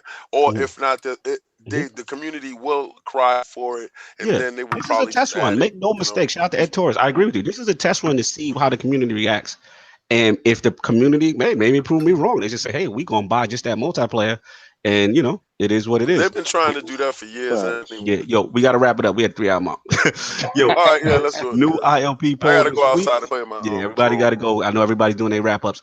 All right, new poll: when neutral gaming media outlets run imagery or articles that may be perceived to poke fun of one platform over another, do you consider this to be media bias against that platform? The answers are A, no. Performance dictates coverage. No media bias exists. B, yes, there is definitely a conspiracy against certain platforms. C, maybe some journalists do have biases. Or D, I don't care. Y'all mad because y'all platform is losing. That is the question. Those are the choices. Please rock the vote. The Shallows is in the building. The ILP for the Twitter post. Lord Kratos, my man, thank you for coming through on the cameo, causing drama in the realm. I loved it, man. Kicked up dust. We limping along, man. You know when me and David get together, it's finna be some drama. Movie. Yeah, people in the chat was saying y'all should do your own podcast together. Like it was lit. We're gonna work on something, man. We're gonna work on something. Absolutely. Yeah, we're gonna work on something. He better get to E3 with me. Hey, we're gonna be in the highs. We're gonna be in the highs. And what you got cooking up? Yeah, man. We're gonna try to work on something for E3. So I'm gonna be there. And everybody can find me on Twitter where I do the bulk of my work at JWCity16. Keeping you guys laughing with the gifts and the memes. You know what I mean? You know what I mean? And, thanks again, bros, for having me on. As Absolute usual, pleasure. I had a blast. Absolute pleasure to have Lord Kratos in the realm coming down in waiting for physical you to form. come up in there too. I was hoping that you got that from the beginning, though. Lord Addict, where can people find you? Any more difficult game conquerors? You savage, beating God of War so fast. I'm so mad at you. Actually, right now I'm working on the in-game content. Like they actually have like really strong bosses and stuff you can fight. I'm sure Kratos can comment on that. But yeah, you can find me on Twitter. Something ILP. I think it's Lord Addict at the moment. I can't remember. Boy, get your name right. Please don't. You can find me on pretty much any kind of gaming outlet, PlayStation, Xbox. It's all room to kill. Yes, I do know that I should make Gaming Addict. No, I don't need a comment about it. So definitely appreciate everyone coming by. Appreciate Kratos for coming by. And we'll see you next week. And catch me on Planet Xbox on Wednesday. No doubt. Lord Sovereign, what's going on with you? Where can people find you? This week they can find me on PlayStation. This week they can find me is the on status PlayStation. Gonna be online? Oh, I don't know how to turn it off. So no, listen. He gonna find out how to turn it off, and he is not gonna be online. I got a bunch of new friends. I got room to kill. Me too. I turned it on and I saw all these friend requests. It's Xbox 360 lover, guys. 01. They finally believe you, right? Yeah, I was like, yo, look. And it was like, because you know what it was? They were probably sending me the request, and it was like, that's a fake, that's a troll, he's trolling. But no, when I logged on, I saw you. I had to wait for God of War to show up. I wasn't playing that anyway. So Sav will be on God of War. That's where you can find you. That's where you can find me. Lord King, the Access Get Money Premium Gamer. What you got going on with the people find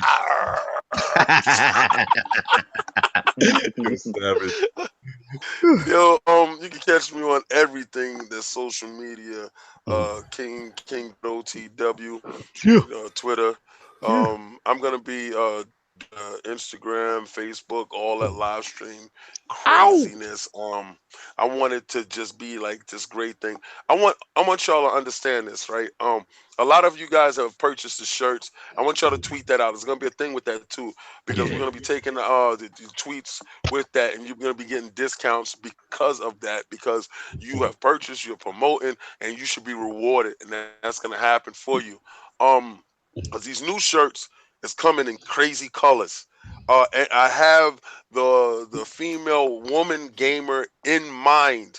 I want you all to step out and be proud of your game. And you notice that the Iron Lords logo has PlayStation, Xbox, and Switch. It's not just Xbox logo. It's for everyone. So please get the shirts, please get at us, and represent the movement. The movement is unity.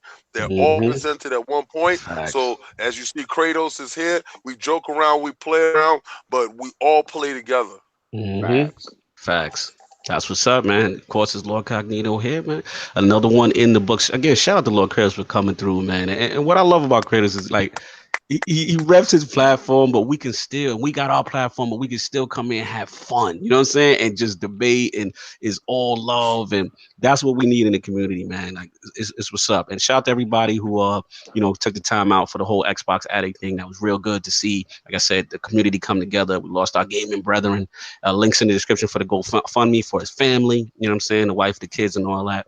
Make sure everybody's okay. Everyone in the chat. The chat was absolutely lit.